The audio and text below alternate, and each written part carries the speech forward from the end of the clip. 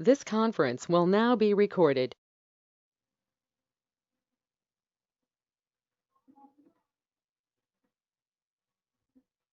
Okay, welcome back my fourth session.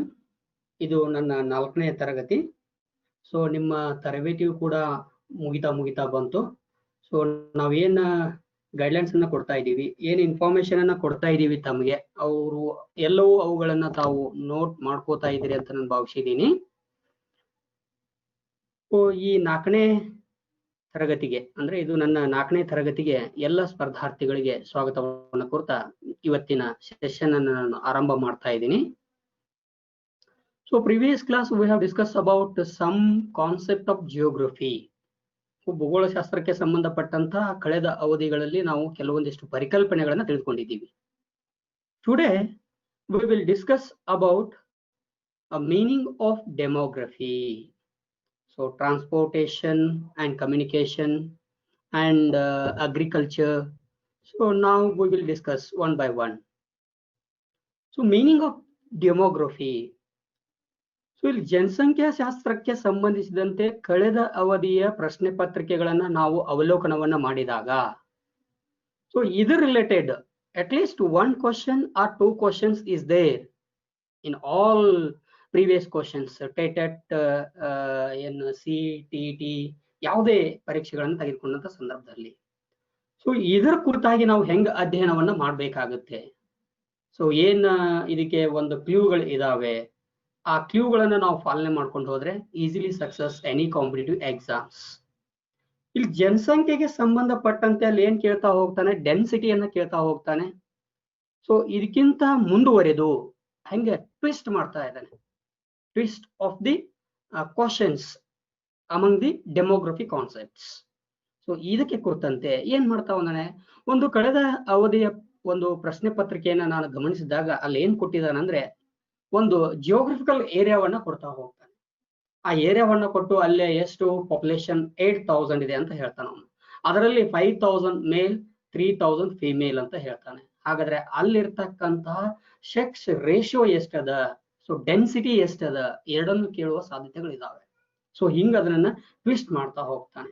So ಅದ್ರದ್ದು ಏನ್ formula ಅದ ಅನ್ನೋದನ್ನ ನಾವು ಹಾಗಾದ್ರೆ ಇವತ್ತಿನ ಅವಧಿಯಲ್ಲಿ ನಾವು ಡಿಸ್ಕಷನ್ ಅನ್ನ ಮಾಡ್ತಾ ಹೋಗೋಣ. First of all, we will understand what are the meaning of demography. ಪ್ರಶ್ನೆಯನ್ನ ಹೀಗೂ ಕೇಳುವ ಸಾಧ್ಯತೆಗಳಿದಾವೆ. ಡೆಮೋಗ್ರಫಿ ಎಂಬ ಪದವು ಯಾವ ಭಾಷೆಯಿಂದ ಬಂದಿದೆ? ಗ್ರೀಕ್, ಫ್ರೆಂಚ್, ಲ್ಯಾಟಿನ್, ಇಂಗ್ಲಿಷ್ ಈ ತರನಾಗಿ ಆಪ್ಷನ್ಸ್ ಗಳನ್ನ ಕೊಡ್ತಾ ಹೋಗ್ತಾನೆ. The study of characteristics of human population such as size, growth, density, distribution of statistics. So statistics should be related to population. It is called as a demographic statistics. So ಅದನ್ನೇನಂತ ಕರಿತಾ ಇದೀವಿ ಅಂದ್ರೆ ನಾವು ಹಾಗಾದ್ರೆ ಜನಸಂಖ್ಯಾ ಶಾಸ್ತ್ರಕ್ಕೆ ಸಂಬಂಧಿಸಿರ್ತಕ್ಕಂಥ ಸಂಖ್ಯಾಶಾಸ್ತ್ರ ಅಂತೇಳಿ ಕರಿತಾ ಹೋಗ್ತೀವಿ. ಹಾಗಾದ್ರೆ ಇಲ್ಲೇ demography is A nothing but as describe of characteristics and human population such as population size, population growth, population density and population distributions. ನಾವು ಅಂದ್ರೆ ಈ ಭೂಮಿಯ ಮೇಲೆ ಜನಸಂಖ್ಯೆಯು ಒಂದೇ ತೆರನಾಗಿ ಹಂಚಿಕೆಯಾಗಿಲ್ಲ. It is so many factors. ಅದಕ್ಕೆ ಹಲವಾರು ಕಾರಕಾಂಶಗಳು ಪ್ರಭಾವವನ್ನು ಬೀರ್ತಾ ಇದ್ದಾವೆ. Some regional places having a high density and high distribution of the populations like that China and India. So ಹಾಗಾದ್ರೆ ಇಲ್ಲೇ ಚೀನಾನೇ ಯಾಕೆ high distribution of populations and second largest of the populations in India. ಭಾರತದಲ್ಲಿಯೇ ಹಾಗಾದ್ರೆ ಅತ್ಯಂತ ಹೆಚ್ಚು population ಇರ್ಲಿಕ್ಕೆ ಕಾರಣಗಳೇನು ಅದನ್ನ ನಾವು ಮನಗಾಣಬೇಕಾಗತ್ತೆ. ಮೊದಲೇ ಸರಳವಾಗಿ ಹೇಳ್ಬಿಡ್ತೀವಿ ನಾವು ಹೆಂಗೆ, China having A high population, largest population of the world and second largest population of the India. ಅದಕ್ಕೆ ಸಾಕಷ್ಟು ಕಾರಣಗಳು ಬರ್ತಾ ಹೋಗ್ತವೆ. geographical reasons, environmental hazards, is it like plateau, plain and river. ಹೌದಾ, ರಿವರ್ ನಾವು ಹೇಳ್ತಾ ಹೋಗ್ತೀವಿ ಇತಿಹಾಸವನ್ನ ಅಧ್ಯಯನ ಮಾಡೋ ಮುಂದೆ. ಸಿಂಧೂ ನಾಗರಿಕತೆ ಹಾಗಾದ್ರೆ ಸಿಂಧೂ ನದಿಯ ದಂಡೆ ಮೇಲೆ ಉಗಮವಾಯ್ತು. ಅಲ್ಲೇ ಉಗಮ ಆಗ್ಲಿಕ್ಕೆ ಕಾರಣ ಏನು? What are the reason of the origin of Sindhu civilisation? ಹಾಗಾದ್ರೆ ಅಲ್ಲೇ ಉದ್ಭವ ಆಗ್ಲಿಕ್ಕೆ ಕಾರಣಗಳೇನು? ಅವು ಎಲ್ಲವುಗಳು ಭೌಗೋಳಿಕ ಅಂಶಗಳ ಮೇಲೆ ಹಾಗಾದ್ರೆ ಪ್ರಭಾವವನ್ನ ಬೀರ್ತಾ ಹೋಗ್ತವೆ. The word demography is derived from the two Greek words. Demography ಅನ್ನುವುದು ಹಾಗಾದ್ರೆ 2 ಗ್ರೀಕ್ ಪದಗಳಿಂದ ಬಂದಿದೆ. First one is demos, means populations. Demos ಅಂದ್ರೆ ಹಾಗಾದ್ರೆ ಜನಸಂಖ್ಯೆ ಎಂದರ್ಥವಾಗುತ್ತದೆ. And graphia means description or describe or analysis or explain ಅಂತ ಕರಿತಾ ಹೋಗ್ತೀವಿ ನಾವು ಅದಕ್ಕೆ. ಡೆಮೋಸ್ ಅಂದರೆ ಜನಸಂಖ್ಯೆ ಎಂದರ್ಥ, ಗ್ರಾಫಿಯಾ ಎಂದರೆ ವಿವರಣೆ ಎಂದರ್ಥ. ಹಾಗಾದ್ರೆ ಜನಸಂಖ್ಯೆಯನ್ನ ಕುರಿತು ವಿವರಣೆಯನ್ನ ನೀಡುವುದೇ ಜನಸಂಖ್ಯಾ ಶಾಸ್ತ್ರ ಎಂದರ್ಥವಾಗುತ್ತದೆ. ಇದನ್ನ ನೀವು ನೋಟ್ ಮಾಡ್ಕೊಳ್ಳೇಬೇಕು. Yes, next one human resource. ಇಲ್ಲಿ ಪ್ರಶ್ನೆಗಳು ಹೆಂಗ್ ಬರ್ತಾವ ಅಂತಂದ್ರೆ natural resource and human resource related. ಅಂದ್ರೆ ಮಾನವ ಸಂಪನ್ಮೂಲ ಮತ್ತು ನೈಸರ್ಗಿಕ ಸಂಪನ್ಮೂಲಗಳು. ಸೊ ಅದ್ರ ರಿಲೇಟೆಡ್ ಒಂದ್ ಕ್ವಶನ್ಸ್ ಇರುತ್ತೆ, ಇದ್ರ ರಿಲೇಟೆಡ್ ಒಂದ್ ಕ್ವಶನ್ಸ್ ಇರ್ತದೆ ನಿಮ್ದು ಕೆಟೆಟ್ ಎಕ್ಸಾಮ್ ನಲ್ಲಿ. ಅಕಾರ್ಡಿಂಗ್ ಟು ದ 2011 ಅಂದ್ರೆ ಪಾಪ್ಯುಲೇಷನ್ ಕರ್ನಾಟಕದ ಮೊದಲ ನಾವ್ ಏನ್ ಮಾಡೋಣ, ಕರ್ನಾಟಕ, ಇಂಡಿಯಾ, ವರ್ಲ್ಡ್ ಹೀಗೆ ಹೋಗೋಣ ಹೆರಾರ್ಕಿ ಲೆವೆಲ್ ನಲ್ಲಿ. According to the 2011 the census, the total population of Karnataka is 6,11,30,704. ಅಂದ್ರೆ 2011ರ ಜನಗಣತಿಯ ಪ್ರಕಾರ ಕರ್ನಾಟಕದ ಜನಸಂಖ್ಯೆ ಎಷ್ಟಿತ್ತಪ್ಪ ಅಂತಂದ್ರೆ 6,11,30,704. In the decade from 2001 to 2011 ಅಂದ್ರೆ 2001ರಿಂದ 2011ರ ಜನಗಣತಿಯ ಪ್ರಕಾರ 11ರ ಜನಗಣತಿಯಲ್ಲಿ ಎಷ್ಟು ಆಡೆಡ್ ಆಯ್ತು populations? How much added in the 2011 census of the population? Ile 80,80,142 persons have been added to the populations in the Karnataka. So every 1 decades calculations of the populations ಅಂದ್ರೆ ನಾವು ಜನಗಣತಿಯನ್ನ ಯಾವ ವರ್ಷದಿಂದ ಯಾವ ವರ್ಷಕ್ಕೆ ಅಥವಾ ಎವ್ರಿ 10 years ಪ್ರತಿ 10 ವರ್ಷಕ್ಕೊಮ್ಮೆ ನಾವು ಹಾಗಾದ್ರೆ ಜನಗಣತಿಯನ್ನ ಮಾಡ್ತಾ ಹೋಗ್ತೀವಿ. Just 1 minute wait.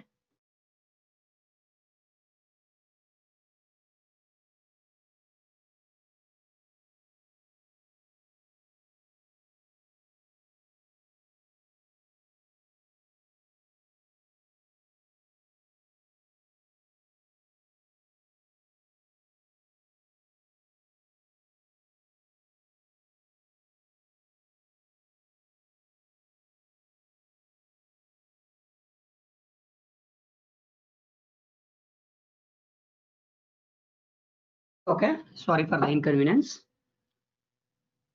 ಇಲ್ಲೇ ಪ್ರತಿ 10 ವರ್ಷಕ್ಕೊಮ್ಮೆ ಜನಗಣತಿಯನ್ನ ಮಾಡ್ತಾ ಹೋಗ್ತೀವಿ. 2001, 2011, ನೆಕ್ಸ್ಟ್ 2021, 2031 ಹೀಗೆ 1 decade ಇಂದ. ದಿಸ್ ಡೆನ್ಸಿಟಿ ಆಫ್ ಪಾಪ್ಯುಲೇಷನ್ಸ್ ಅಂದ್ರೆ ಜನಸಾಂದ್ರತೆ, ಜನಸಂಖ್ಯೆಯ ಜನಸಾಂದ್ರತೆ ಅಂತ ಕರಿತಾ ಹೋಗ್ತೀವಿ. Is the number of people living in an area of 1 square kilometer is known as density of populations. ಇಲ್ಲಿ ಇಷ್ಟೇ ಅಂದ್ರೆ 1 square kilometer ನಲ್ಲಿ ಎಷ್ಟು ಜನಸಂಖ್ಯೆ ಅಂದ್ರೆ 1 square kilometer ಏರಿಯಾದಲ್ಲಿ ಎಷ್ಟು ಜನಸಂಖ್ಯೆ ಇದೆ ಎನ್ನುವುದನ್ನ ಅಳತೆ ಮಾಡತಕ್ಕಂಥದ್ದು ಯಾವ್ದಪ್ಪ ಅಂತಂದ್ರೆ ಜನಸಾಂದ್ರತೆ ಅಂತೇಳಿ ಕರಿತಾ ಹೋಗ್ತೀವಿ ನಾವು ಅದಕ್ಕೆ. According to the 2001 census, the density of population in our state was 275 people. 2001ರ ಜನಗಣತಿಯ ಪ್ರಕಾರ ನಮ್ಮ ಜನಸಂಖ್ಯೆ ಅಂದ್ರೆ ನಮ್ಮ ಕರ್ನಾಟಕ ರಾಜ್ಯದ ಜನಸಾಂದ್ರತೆ ಎಷ್ಟಿತ್ತಪ್ಪ ಅಂದ್ರೆ 275 per square kilometer. It has increased to 319 at the time of 2011 census. 2011ರ ಜನಗಣತಿಯ ಪ್ರಕಾರ 319 ನಮ್ಮ ಕರ್ನಾಟಕ ರಾಜ್ಯವು ಜನಸಾಂದ್ರತೆಯನ್ನ ಒಳಗೊಂಡಿರ್ತಕ್ಕಂಥದ್ದು. ಸೊ ಇಲ್ಲಿ ಎಷ್ಟು ಇನ್ಕ್ರೀಸ್ ಆಯ್ತು ಅನ್ನೋದನ್ನ ನೀವೇ ಕ್ಯಾಲ್ಕುಲೇಟ್ ಮಾಡ್ಕೊತಾ ಹೋಗಿ.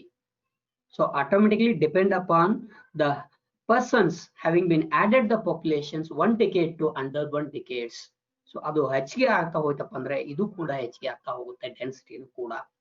ಸೊ ಇಲ್ಲೇ ಹಾಗಾದ್ರೆ 2011ರ ಜನಗಣತಿಯ ಪ್ರಕಾರ 319 ಜನಸಾಂದ್ರತೆಯನ್ನ ಒಳಗೊಂಡಿರ್ತಕ್ಕಂಥದ್ದು. ಇಲ್ಲಿ ಎರಡನ್ನೂ ಕೇಳುವ ಸಾಧ್ಯತೆಗಳಿದಾವೆ.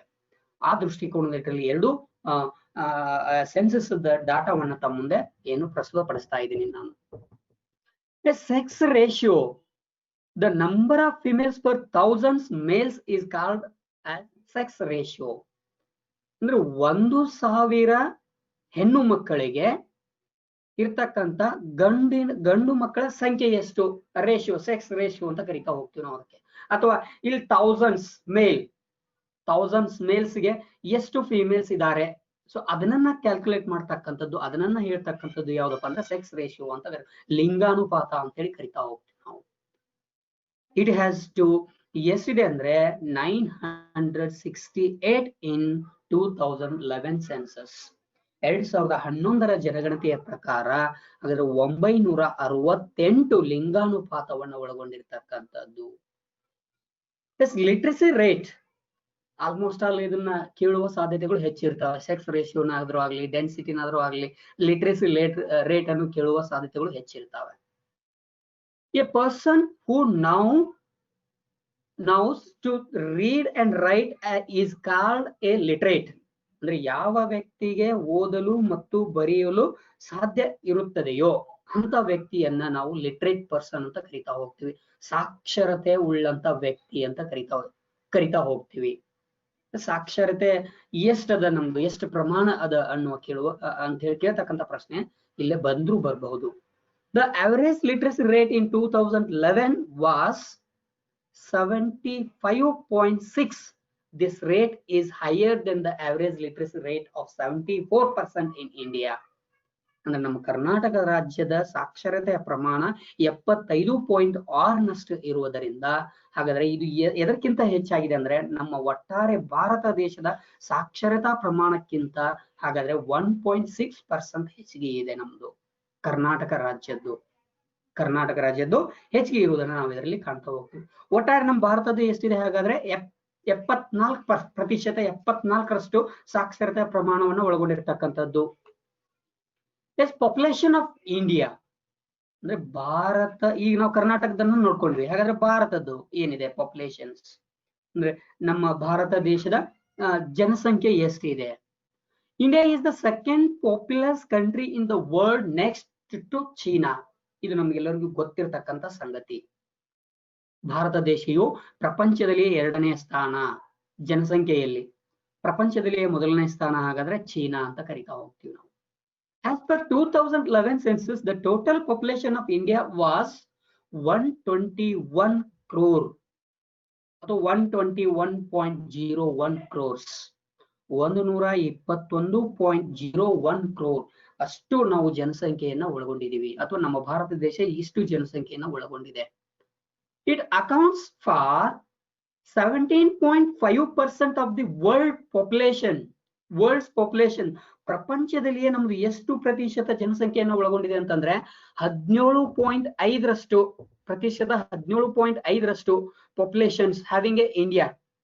ಹೌದಾ? ಅಂದ್ರೆ ಎಷ್ಟಿದೆ ನಮ್ದು ಒಟ್ಟ 121.01 crores ಆದ್ರೆ ಹಾಗಾದ್ರೆ ಅದು ಪರ್ಸೆಂಟೇಜ್ ವೈಸ್ ನೋಡೋದಾದ್ರೆ 17.5 with 2.4% of the total land area. ನಮ್ ಲ್ಯಾಂಡ್ ಏರಿಯಾ ಎಷ್ಟಿದೆ ಅಂದ್ರೆ ಭೌಗೋಳಿಕ ವಿಸ್ತೀರ್ಣ ಪರ್ಸೆಂಟೇಜ್ ವೈಸ್ ನೋಡಿ ಹೇಳೋದಾದ್ರೆ ಹಾಗಾದ್ರೆ 2.4% of the total land area. ನಮ್ಮ ಭಾರತದ ಒಂದು ಭೂಮೇರೆ ಅಂದ್ರೆ ಭಾರತವು ಒಳಗೊಂಡಿರ್ತಕ್ಕಂಥ ಲ್ಯಾಂಡ್ ಏರಿಯಾ ಎಷ್ಟಿದೆ ಅಂದ್ರೆ 2.4% ಟೋಟಲ್ ಇನ್ ದ ವರ್ಲ್ಡ್. ಪ್ರಪಂಚದಲ್ಲಿಯೇ ಇಷ್ಟು ಪ್ರತಿಶತ ಹಾಗಾದ್ರೆ 2.4% ಅಷ್ಟು ಏನಿದೆ ಲ್ಯಾಂಡ್ ಏರಿಯಾ ಇದೆ. According to 2011 census, the average density of population in India is 382 per square kilometers.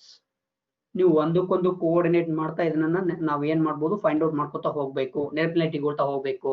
So density India ಎಷ್ಟದ, Karnataka ಎಷ್ಟದ, ಅಲ್ಲಿ ಪರೀಕ್ಷೆಯಲ್ಲಿ ಹೇಗೆ ಕೇಳುವ ಸಾಧ್ಯ, ಕರ್ನಾಟಕದ್ದು ಕೇಳ್ಬಹುದು, ಅವನು ಭಾರತದ್ದು ಕೇಳ್ಬಹುದು. ಪ್ರಪಂಚದ್ದು ಸ್ವಲ್ಪ ವೈಡ್ ಆಗ್ತಾ ಹೋಗುತ್ತೆ, ಅದನ್ನ ಏನಷ್ಟು ಫೋಕಸ್ ಮಾಡ್ಲಿಕ್ಕಿಲ್ಲ ಅವರು. ಸೊ ಇಲ್ಲಿ India Karnataka most important point. So ಹಾಗಾದ್ರೆ according to 2011 census, the average density of population in India is 382 per square kilometers. 382 ಹಾಗಾದ್ರೆ ಜನಸಾಂದ್ರತೆಯನ್ನು ಒಳಗೊಂಡಿರ್ತಕ್ಕಂಥದ್ದು ಭಾರತ ದೇಶವು. Bihar as the highest density with 1102 persons per square kilometers. Bihar ಅಂದ್ರೆ ಇದನ್ನ ಯಾಕೆ ಮೆನ್ಷನ್ ಮಾಡ್ತಿದ್ದೇನೆ ಅಂದ್ರೆ, ನಾನು ಇಲ್ಲೇ ಭಾರತದಲ್ಲಿ ಅತ್ಯಂತ ಹೆಚ್ಚು ಜನಸಾಂದ್ರತೆಯನ್ನು ಒಳಗೊಂಡಿರ್ತಕ್ಕಂಥ ರಾಜ್ಯ ಯಾವುದು ಈ ಕೇಳುವಂತ ಸಾಧ್ಯತೆಗಳಿದಾವೆ. ಸೊ ಆ ದೃಷ್ಟಿಕೋನದಲ್ಲಿ ಇಟ್ಕೊಂಡು ಹಾಗಾದ್ರೆ 1102 persons per square kilometers. Bihar ರಾಜ್ಯವು ಒಟ್ಟು 1102 ಜನಸಾಂದ್ರತೆಯನ್ನು ಒಳಗೊಂಡಿರ್ತಕ್ಕಂಥ ರಾಜ್ಯ. ಇನ್ contrast, Arunachal Pradesh has the lowest density of 17 persons per square kilometers. ಅತ್ಯಂತ ಕಡಿಮೆ ಜನಸಾಂದ್ರತೆಯನ್ನು ಒಳಗೊಂಡಿರ್ತಕ್ಕಂಥ ಹಾಗಾದ್ರೆ ರಾಜ್ಯ ಯಾವುದು ಭಾರತದಲ್ಲಿ? Arunachal Pradesh. Arunachal Pradesh having only 7 persons per square kilometers. ಇಲ್ಲಿ ಅರುಣಾಚಲ ಪ್ರದೇಶ ಏನದಪ್ಪ ಅಂತಂದ್ರೆ ಓನ್ಲಿ ಅಂದ್ರೆ ಕೇವಲ 17 ಮಂದಿ ಮಾತ್ರ ಪರ್ ಸ್ಕ್ವೇರ್ ಕಿಲೋಮೀಟರ್ ನಲ್ಲಿ ಬರ್ತಕ್ಕಂಥದ್ದು. ನಾವು ಇದನ್ನ ಕಾಣ್ತಾ ಹೋಗ್ತೀವಿ. ಸೊ ಹೈಯೆಸ್ಟ್ ಕೇಳ್ತಾನೆ, ಲೋಯೆಸ್ಟ್ ಕೇಳ್ತಾ ಹೋಗ್ತಾನೆ ಕೇಳಿದ್ರೆ ಅವನ ಪರೀಕ್ಷೆಯಲ್ಲಿ. ಸೊ ಆ ದೃಷ್ಟಿಕೋನದಲ್ಲಿ ಇಟ್ಕೊಂಡು ನಾನು ಇದನ್ನ ತಮ್ಮ ಮುಂದೆ ಏನ್ ಮಾಡ್ತಾ ಇದ್ದೀನಿ, ಹೇಳ್ತಾ ಇದ್ದೀನಿ. ಸೊ ಇವೆರಡನ್ನ ನೀವು ಹಾಗಾದ್ರೆ ನೆನಪಿನಲ್ಲಿ ಇಟ್ಕೊಳ್ಳೇಬೇಕಾಗತ್ತೆ. Yes, next sex ratio of India ಅಂದ್ರೆ ಲಿಂಗಾನುಪಾತ. ಭಾರತ ದೇಶದ ಲಿಂಗಾನುಪಾತ ಯಾವ ರೀತಿ ಆಗಿರೋದು? ಅಕಾರ್ಡಿಂಗ್ ಟು 2011 ಸೆನ್ಸಸ್, 2011 ಜನಗಣತಿಯ ಪ್ರಕಾರ ಭಾರತ ದೇಶದ ಲಿಂಗಾನುಪಾತ ಎಷ್ಟು ಹೀಗೆ ಕೇಳ್ತಾ ಹೋಗ್ತಾನೆ. ಸೊ ಅಲ್ಲಿ ಬಹಳ ಕನ್ಫ್ಯೂಷನ್. ಇದ್ರಾಗೆ ಅಕ್ಯುರೇಟ್ ಆನ್ಸರ್ ಗೊತ್ತಿದ್ರೆ ಮಾತ್ರ ನಾವು ಫೈಂಡ್ ಔಟ್ ಮಾಡ್ಲಿಕ್ಕೆ ಬರ್ತಾ ಹೋಗುತ್ತೆ, ಇಲ್ಲ ಅಂದ್ರೆ ಬರೋದಿಲ್ಲ. ಇದನ್ನ ನಾವು ಹೇಗೆ 940, 941, 942, 944 ಹೀಗೆ ಕೊಡ್ತಾ ಹೋಗ್ತಾನೆ ಅವನು. ಅಕ್ಯುರೇಟ್ ಅಲ್ಲೇ ಮಧ್ಯದಲ್ಲೇ ಮುಂದೆ ಬರ್ತಕ್ಕಂತ ಏನು ಅಂಕಿ ಸಂಖ್ಯೆಗಳನ್ನ ಕೊಡುವುದರಿಂದ. ಸೊ ಅದನ್ನ ನಮಗೆ ಅಕ್ಯುರೇಟ್ ಆಗಿ ಗೊತ್ತಿದ್ರೆ ಮಾತ್ರ ಉತ್ತರ ಮಾಡ್ಲಿಕ್ಕೆ ಸಾಧ್ಯ ಆಗ್ತಾ ಹೋಗುತ್ತೆ. ಇವ್ನು ಒಂದ್ ಕಡೆ ಬರೆದಿಟ್ಕೊಂಡು ನಾವು ದಿನಾನು ಇದ್ರ ಕಡೆ ಅಂದ್ರೆ ಐ ಥಿಂಕ್ ನೀವೆಲ್ಲಿ ಓದ್ಲಿಕ್ಕೆ ಕೂತ್ಕೋಬೇಕಂತ ಮಾಡಿದ್ರಿ ಅಥವಾ ಕೂಡ್ತಾ ಇದ್ರಿ, ಅದರ ಅಪೋಸಿಟ್ ವಾಲ್ಗೆ ಇದೊಂದು ಏನು ಡೇಟಾಗಳನ್ನ ಫ್ರೇಮ್ ಮಾಡಿ ಹಚ್ಚಿಬಿಡ್ಬೇಕು. ದಿನಾನು ನೋಡ್ತಾ ಇರ್ಬೇಕು ಇವುಗಳನ್ನ ನಾವು. ಸೊ ಪ್ರಪಂಚದೆಷ್ಟಿದೆ, ಭಾರತದೆಷ್ಟಿದೆ, ಕರ್ನಾಟಕದೆಷ್ಟಿದೆ, ಸೊ ಇವೆಲ್ಲವುಗಳನ್ನ ಸೊ ಇದ್ರ ರಿಲೇಟೆಡ್ ಹಾಗಾದ್ರೆ ಒಂದು ಪ್ರಶ್ನೆ ಇದ್ದೇ ಇರ್ತಾ ಹೋಗುತ್ತೆ. ಸೊ ಇಲ್ಲಿ 2011 census average sex ratio of the country was 940 females for every 1000 males. So 1000 ಪುರುಷರಿಗೆ 940 ಹಾಗಾದ್ರೆ ಮಹಿಳೆಯರು ಇರ್ತಕ್ಕಂಥದ್ದು ಭಾರತ ದೇಶದಲ್ಲಿ 2011 ಜನಗಣತಿಯ ಪ್ರಕಾರ. As per 2011 census, there are 1084 females for every 1000 males in Kerala. Kerala is the highest sex ratio. ನಮ್ಮ ಭಾರತ ದೇಶದಲ್ಲಿ ಹಾಗಾದ್ರೆ ಕೇರಳ ರಾಜ್ಯವು ಅತ್ಯಂತ ಹೆಚ್ಚು ಲಿಂಗಾನುಪಾತವನ್ನು ಒಳಗೊಂಡಿರ್ತಕ್ಕಂಥ ರಾಜ್ಯ. 1000 ಪುರುಷರಿಗೆ ಅಲ್ಲಿ ಕಂಡು ಬರ್ತಕ್ಕಂಥ ಮಹಿಳೆಯರು ಎಷ್ಟಪ್ಪ ಅಂತಂದ್ರೆ 1084. ಸೊ ಹಿಂಗಾಗಿ ಅದು high sex ratio having A state in the India. So Bharat ದೇಶದಲ್ಲಿ ಅತ್ಯಂತ ಹೆಚ್ಚು ಲಿಂಗಾನುಪಾತವನ್ನು ಒಳಗೊಂಡಿರ್ತಕ್ಕಂಥ ರಾಜ್ಯ Kerala. And lowest having A sex ratio in the India, Bharat ದೇಶದಲ್ಲಿ ಅತ್ಯಂತ ಅಂದ್ರೆ ಕಡಿಮೆ ಲಿಂಗಾನುಪಾತವನ್ನು ಒಳಗೊಂಡಿರ್ತಕ್ಕಂಥ ರಾಜ್ಯ ಹರಿಯಾಣ. ಎಷ್ಟಿದೆ? 877 ಫಿಮೇಲ್ಸ್ ಫಾರ್ ಎವ್ರಿ 1000 ಮೇಲ್ಸ್. 1000 ಪುರುಷರಿಗೆ ಕೇವಲ 877 ಮಹಿಳೆಯರನ್ನು ಒಳಗೊಂಡಿರ್ತಕ್ಕಂಥ ರಾಜ್ಯ ಯಾವುದಂದ್ರೆ ಹರಿಯಾಣ. ಸೊ ಹೀಗಾಗಿ ಅದು ಅತ್ಯಂತ ಕಡಿಮೆ ಲಿಂಗಾನುಪಾತವನ್ನು ಒಳಗೊಂಡಿರ್ತಕ್ಕಂಥ ರಾಜ್ಯ ಅಂತೇಳಿ ಕರಿತಾ ಹೋಗ್ತೀವಿ ನಾವು. Yes, formula of density. ಇಲ್ಲಿ ನೋಡಿ, ಈ ಲಾಸ್ಟ್ ಇಯರ್ ನಲ್ಲಿ ಒಂದು ಪ್ರಶ್ನೆಯನ್ನ ಕೇಳಿದ್ದಾನೆ, sex ratio. So sex ratio related ಒಂದು ಪ್ರಶ್ನೆ ಇದ್ದೇ ಇರ್ತದೆ ಡೆಫಿನೆಟ್ಲಿ. ತಾವು ಇದನ್ನ ಸ್ವಲ್ಪ ಸೂಕ್ಷ್ಮವಾಗಿ ಗಮನಿಸಬೇಕಾಗತ್ತೆ. ಸೆಕ್ಸ್ ರೇಷಿಯೋದು ಡೆನ್ಸಿಟಿ ಹೇಗೆ ಕೇಳ್ತಾನೆ, ಸೆಕ್ಸ್ ರೇಷಿಯೋ ಹೆಂಗ್ ಕೇಳ್ತಾನೆ, ಅಂಡ್ ಇನ್ಕ್ರೀಸಿಂಗ್ ಆಫ್ ಪಾಪ್ಯುಲೇಷನ್ಸ್ ಅಂದ್ರೆ ಅದಕ್ಕೊಂದು ಫಾರ್ಮುಲಾ ಇದೆ. ಹೆಂಗ ಅವರೇಜ್ ಡೆವಲಪ್ಮೆಂಟ್ ಆಫ್ ಪಾಪ್ಯುಲೇಷನ್ ಅಂತ ಕರಿತೇವೆ. ಅವರೇಜ್ ಡೆವಲಪ್ಮೆಂಟ್ ಆಫ್ ಪಾಪ್ಯುಲೇಷನ್ಸ್ ಹೆಂಗ್ ಆಗ್ತಾ ಹೋಗ್ತಾ ಇದೆ, ಅದಕ್ಕೊಂದು ಫಾರ್ಮುಲಾ ಇರ್ತದೆ ಯಾವಾಗ್ಲೂ. ಆ ಫಾರ್ಮುಲಾ ಬಿಟ್ಟು ಹಾಗಾದ್ರೆ ಅವ್ನು ಏನ್ ಮಾಡೋದಿಲ್ಲ, ಅದನ್ನ ಬಿಟ್ಟು ಹೋಗೋದಿಲ್ಲ. ಅಥವಾ ಅದನ್ನ ಈ ಫಾರ್ಮುಲಾ ಗೊತ್ತಿದ್ರೆ ನಮ್ಗೆ ಈಸಿಯಾಗಿ ಅದಕ್ಕೆ ಏನ್ ಮಾಡ್ಬೋದು, ಫೈಂಡ್ ಔಟ್ ಮಾಡ್ಬೋದು ವಿದಿನ್ ಎ 1 minute, ಅಂದ್ರೆ 1 ನಿಮಿಷದ ಒಳಗಾಗಿ ಇದ್ರ ಉತ್ತರವನ್ನ ನಾವು ಕಂಡುಕೊಳ್ಬಹುದು ಈ ಫಾರ್ಮುಲಾ ಗೊತ್ತಿದ್ರೆ. ಏನು ಡೆನ್ಸಿಟಿ ಕೇಳ್ತಾನೆ. ಏನ್ ಕೇಳ್ತಾನೆ? ಡೆನ್ಸಿಟಿ ಒಂದು ಭೌಗೋಳಿಕ ಸ್ಥಾನದ ಅಥವಾ ಭೌಗೋಳಿಕ ವಿಸ್ತೀರ್ಣವನ್ನ ಕೊಡ್ತಾನೆ. ಹೇಗೆ? ಒಂದು ಪ್ರದೇಶವು 24 ಭೌಗೋಳಿಕ ವಿಸ್ತೀರ್ಣವನ್ನು ಒಳಗೊಂಡು ಅಲ್ಲಿ ಒಟ್ಟು 10,000 ಜನಸಂಖ್ಯೆಯನ್ನ 10,000 ಜನಸಂಖ್ಯೆ ಇರುತ್ತದೆ. ಅದರಲ್ಲಿ ಹಾಗಾದ್ರೆ 5,000 ಏನು ಪುರುಷರು ಅಥವಾ 6,000 ಪುರುಷರು ಅಥವಾ 4,000 ಮಹಿಳೆಯರಾಗಿದ್ದರೆ ಅಲ್ಲಿಯ ಜನಸಾಂದ್ರತೆ ಎಷ್ಟು? ಹೀಗೆ ಕೇಳ್ತಾನೆ ಪ್ರಶ್ನೆಗಳನ್ನು. ಈಸಿ ಅದ, ಇದು ಬಹಳ ಈಸಿ ಆಗಿರ್ತಕ್ಕಂಥ. ಬಟ್ ಈ ಫಾರ್ಮುಲಾ ನಾವು ಅದಕ್ಕೆ ಅಪ್ಲೈ ಮಾಡ್ಬೇಕು. ನಿಮ್ ಕಡೆ ಒಂದು ಪೆನ್ನು ಒಂದು ನೋಟ್ಬುಕ್ ಇದ್ರೆ ತಗೊಳ್ಳಿ. ನಾನು ಹೇಳೋದನ್ನ ಈಗ ತಾವು ಲಕ್ಷ್ಯ ಕೊಟ್ಟು ಅದನ್ನ ಬರಿತಾ ಹೋಗಿ. Just 1 minute.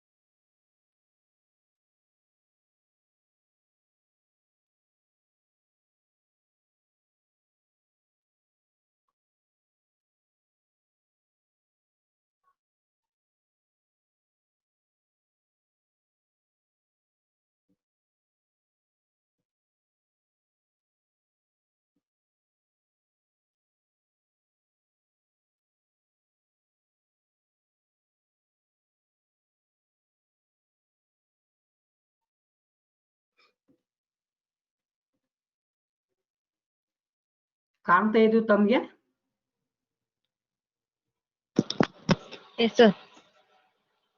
ಕಾಣ್ತಾ ಇದೆ? Yes, okay, thank you. ಈ ಡೆನ್ಸಿಟಿ ಕೇಳ್ತಾ ಹೋಗ್ತಾನೆ. ಸೊ ಈ density D is equal to ತಾವು ಇದನ್ನ ಗಮನಿಸಬೇಕು. D is equal to total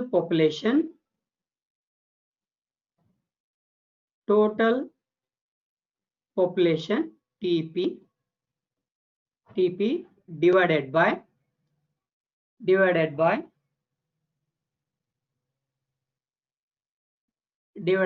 total geographical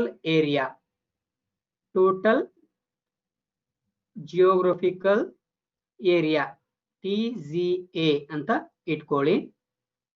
is equal to ಈ ಫಾರ್ ಎಕ್ಸಾಂಪಲ್ ಇಲ್ಲಿ ಏನ್ ಕೇಳ್ತಾ ಹೋಗ್ತಾನೆ?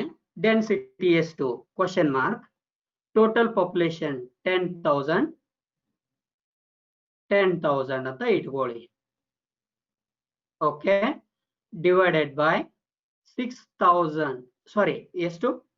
ಇಲ್ಲಿ ಓನ್ಲಿ 26 ಅಂತ ಮಾಡ್ಕೊಳ್ಳಿ. ಟೋಟಲ್ ಜಿಯೋಗ್ರಫಿಕಲ್ ಏರಿಯಾ, ಭೌಗೋಳಿಕ ವಿಸ್ತೀರ್ಣ ಎಷ್ಟಿದೆ? 26. ಹೌದಾ? ಇದನ್ನ ಡಿವೈಡೆಡ್ ಬೈ ಮಾಡಿ ಒಂದು ಉತ್ತರ ಬರುತ್ತೆ ನಿಮಗೆ. ಸೊ ಏನ್ ಬರ್ತದ ನೋಡಿ ನೀವು, ಹಾಗಾದ್ರೆ ಹೇಳಿ ನಂಗೆ.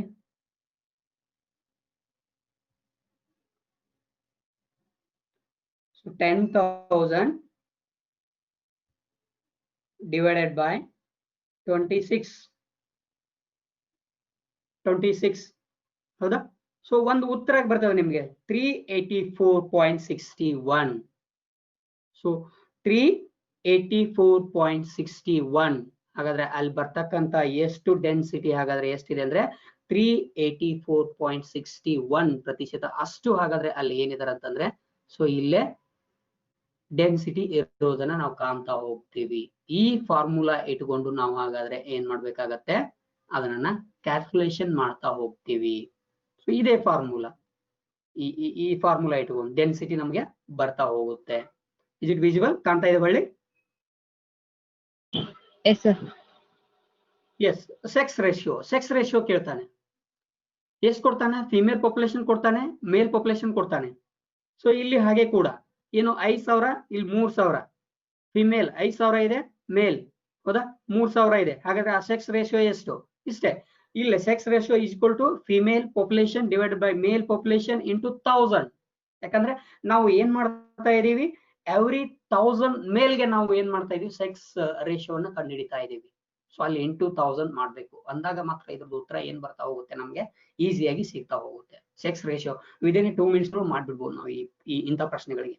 ಸೊ ಇದು ಬಹಳ ಇಂಪಾರ್ಟೆಂಟ್, ಯಾವುದೇ ಕಾಂಪಿಟೇಟಿವ್ ಎಕ್ಸಾಮ್ ನಲ್ಲಿ ಕೇಳ್ಬೋದು. IAS, KS, KTET, CTET, FDA, SDA ಯಾವುದೇ ಕಾಂಪಿಟೇಟಿವ್ ಎಕ್ಸಾಮ್ ನಲ್ಲಿ ಕೇಳುವ ಸಾಧ್ಯತೆಗಳಿದಾವೆ. ಸೊ ಇದು ನಿಮಗೆ ಗೊತ್ತಿರ್ಬೇಕಾಗತ್ತೆ.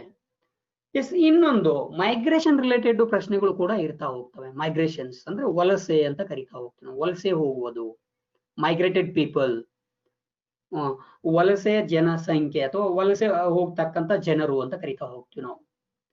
Is the movement of people from one place to another place is known as migrations. ಇದಕ್ಕೂ ಹಲವಾರು ಕಾರಣಾಂಶಗಳಿದಾವೆ ಮೈಗ್ರೇಟೆಡ್ ಆಗ್ಲಿಕ್ಕೆ. ಪೀಪಲ್ ಮೈಗ್ರೇಷನ್ ಆಗ್ಲಿಕ್ಕೆ geographical reasons and economical reasons and political factors.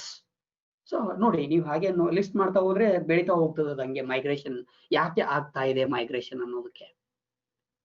So ಇಲ್ಲೇ ಇಷ್ಟೇ ತಿಳ್ಕೊಂಡ್ಬಿಡ್ಬೇಕು ನಾವು. ಇಷ್ಟೇ ತಿಳ್ಕೊಂಡ್ಬಿಡ್ಬೇಕಿದ್ರೆ ಸಿಂಪಲ್ ಏನಪ್ಪಾ ಅಂತಂದ್ರೆ, ಜನರು ಹಲವಾರು ಕಾರಣಾಂತರಗಳಿಂದ ಒಂದು ಸ್ಥಳದಿಂದ ಇನ್ನೊಂದು ಸ್ಥಳಕ್ಕೆ ಹೋಗಿ ನೆಲೆಸುವುದಕ್ಕೆ ನಾವು ವಲಸೆ ಅಂತ ಕರಿತಾ ಹೋಗ್ತೀವಿ. ಮೈಗ್ರೇಷನ್ ಅಥವಾ ಮೈಗ್ರೇಟೆಡ್ ಪೀಪಲ್ ಅಂತ ಕರಿತಾ ಹೋಗ್ತೀವಿ.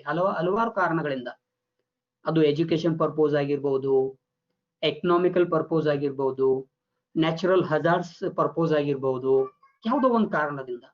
ಸೊ ಅಲ್ಲಿರ್ತಕ್ಕಂಥ automatically particular regional place left to people. So ಅದನ್ನ ಲೆಫ್ಟ್ ಅಂದ್ರೆ ಬಿಟ್ಟು ಹೋಗ್ತಕ್ಕಂಥದ್ದು, ಅದಕ್ಕೆ ವಲಸೆ ಅಂತ ಕರಿತಾ ಹೋಗ್ತೀವಿ ನಾವು. Yes, causes of migrations, marriage. I think Indian culture. So ಹೆಣ್ಣು ಮಗು ಒಂದು ಮನೆಯಲ್ಲಿ ಹುಟ್ಟಿ ಮತ್ತೊಂದು ಮನೆಗೆ ಹೋಗಿ ಅಂದ್ರೇನು ಬಿಟ್ಟು ಹೋಗ್ತಕ್ಕಂಥದ್ದು, ಮೈಗ್ರೇಟ್ ಮಾಡ್ತಕ್ಕಂಥ, ಮೈಗ್ರೇಷನ್ ಮಾಡ್ತಕ್ಕಂಥದ್ದು, ಮ್ಯಾರೇಜ್ ಪರ್ಪೋಸ್. ಸೊ ಒಂದು ಮನೆಯನ್ನು ಬಿಟ್ಟು ಹೋಗುದಾಗಿರ್ಬೋದು, ಒಂದು ಸ್ಥಳವನ್ನ ಬಿಟ್ಟು ಮತ್ತೊಂದು ಸ್ಥಳಕ್ಕೆ ಹೋಗುದಾಗಿರ್ಬೋದು, marriage related. Employment. So employment ಅಲ್ಲಿ ಮತ್ತೆ ಟೈಪ್ಸ್ ಆಫ್ ಮೈಗ್ರೇಷನ್ ಬರ್ತಾ ಹೋಗ್ತವೆ. ಹೆಂಗೆ ವಿಲೇಜ್ ಟು ವಿಲೇಜ್ ಅಥವಾ ರೂರಲ್ ಟು ಅರ್ಬನ್, ಹೌದಾ, ಮೈಗ್ರೇಟ್ ಆಗ್ತಕ್ಕಂಥದ್ದು ಜನಸಂಖ್ಯೆ. ಸೊ ಒಂದು ಹಳ್ಳಿಯಿಂದ ನಗರ ಪ್ರದೇಶಕ್ಕೆ ಹೋಗುದಾಗಿರ್ಬೋದು, ನಗರದಿಂದ ಪಟ್ಟಣ ಪ್ರದೇಶಕ್ಕೆ ಹೋಗಿರ್ಬೋದು, towns, urban to town, town to and next ನೀವು ಮತ್ತೆ ಮುಂದೆ ಬೇರೆ ಕಡೆ, state to other state and country to other country. So automatically people these reasons left to birth place ಅಂದ್ರೆ ತಮ್ಮ ಸ್ವಂತ ಹುಟ್ಟಿದ ಸ್ಥಳವನ್ನ ಬಿಟ್ಟು ಬೇರೆ ಕಡೆ ಹೋಗ್ತಕ್ಕಂಥದ್ದು. ಲ್ಯಾಕ್ ಆಫ್ ಸೆಕ್ಯೂರಿಟಿ, ಇದು ಕೂಡ ಹೌದು. ಸೆಕ್ಯೂರಿಟಿ ಇರಲಿಲ್ಲ ಅಂತಂದ್ರೆ ಏನ್ ಮಾಡ್ಬೋದು, ಜನ ಬಿಟ್ಟು ಹೋಗ್ಬೋದು ಬೇರೆ ಕಡೆ. ಎಜುಕೇಶನ್ ಪರ್ಪೋಸ್ ಹೋಗ್ತಾ ಇದ್ದಾರೆ, ಶಿಕ್ಷಣ ಸಲುವಾಗಿ ಹಾಗಾದ್ರೆ ಏನ್ ಮಾಡ್ತಾ ಇದ್ದಾರೆ, ಮೈಗ್ರೇಟ್ ಆಗ್ತಾ ಇದ್ದಾರೆ. ಸೊ ಇದ್ರ ಮೇಲೆ ಪ್ರಶ್ನೆ ಹೇಗ್ ಬರ್ಬೋದ್ರಿ ಸರ್ ಅಂತ ಕೇಳ್ಬೋದು ನೀವು. ಮೈಗ್ರೇಷನ್ಸ್ ನೀವು ಕೇಳ್ಬೋದು, ಅಥವಾ ಪ್ರೀವಿಯಸ್ KTET ಕ್ವಶನ್ ಪೇಪರ್ ಅನ್ನು ತೆಗೆದು ನೋಡಿದ್ರೆ ನಿಮ್ಗೆ ಕಾಣ್ತಾ ಹೋಗುತ್ತೆ. ಸೊ ಒಂದು ಏನು ಕಾರಣ ಮತ್ತು ಹೇಳಿಕೆಗಳನ್ನು ಕೊಡ್ತಾ ಹೋಗ್ತಾನೆ. ಕಾರಣ ಮತ್ತು ಹೇಳಿಕೆ.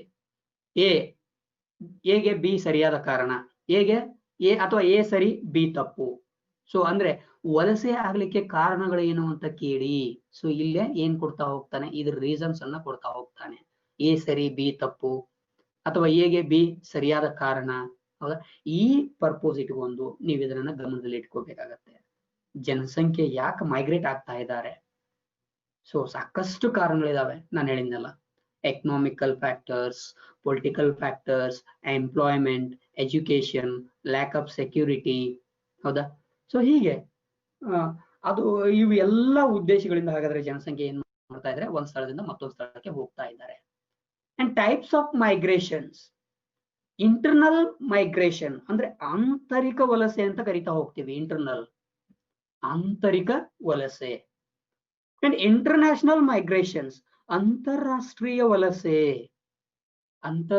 ವಲಸೆ. ಹಲವಾರು ಕಾರಣಗಳಿಂದ ಹಾಗಾದ್ರೆ ಇದೇ ನೀವು ಈ ಲಾಕ್ಡೌನ್ ಪೀರಿಯಡ್ ನಲ್ಲಿ ಸೌದಿ ಅರೇಬಿಯಾದಿಂದ ಇಷ್ಟು ಜನರು ಹೊಳ್ಳಿ ವಾಪಸ್ ಬಂದು, ಅದು ಎಜುಕೇಶನ್ ಪರ್ಪೋಸ್ ಆಗಿರ್ಬೋದು, ಎಂಪ್ಲಾಯ್ಮೆಂಟ್ ಪರ್ಪೋಸ್ ಆಗಿರ್ಬೋದು, ಅವ್ರು ಹೋಗಿದ್ದು.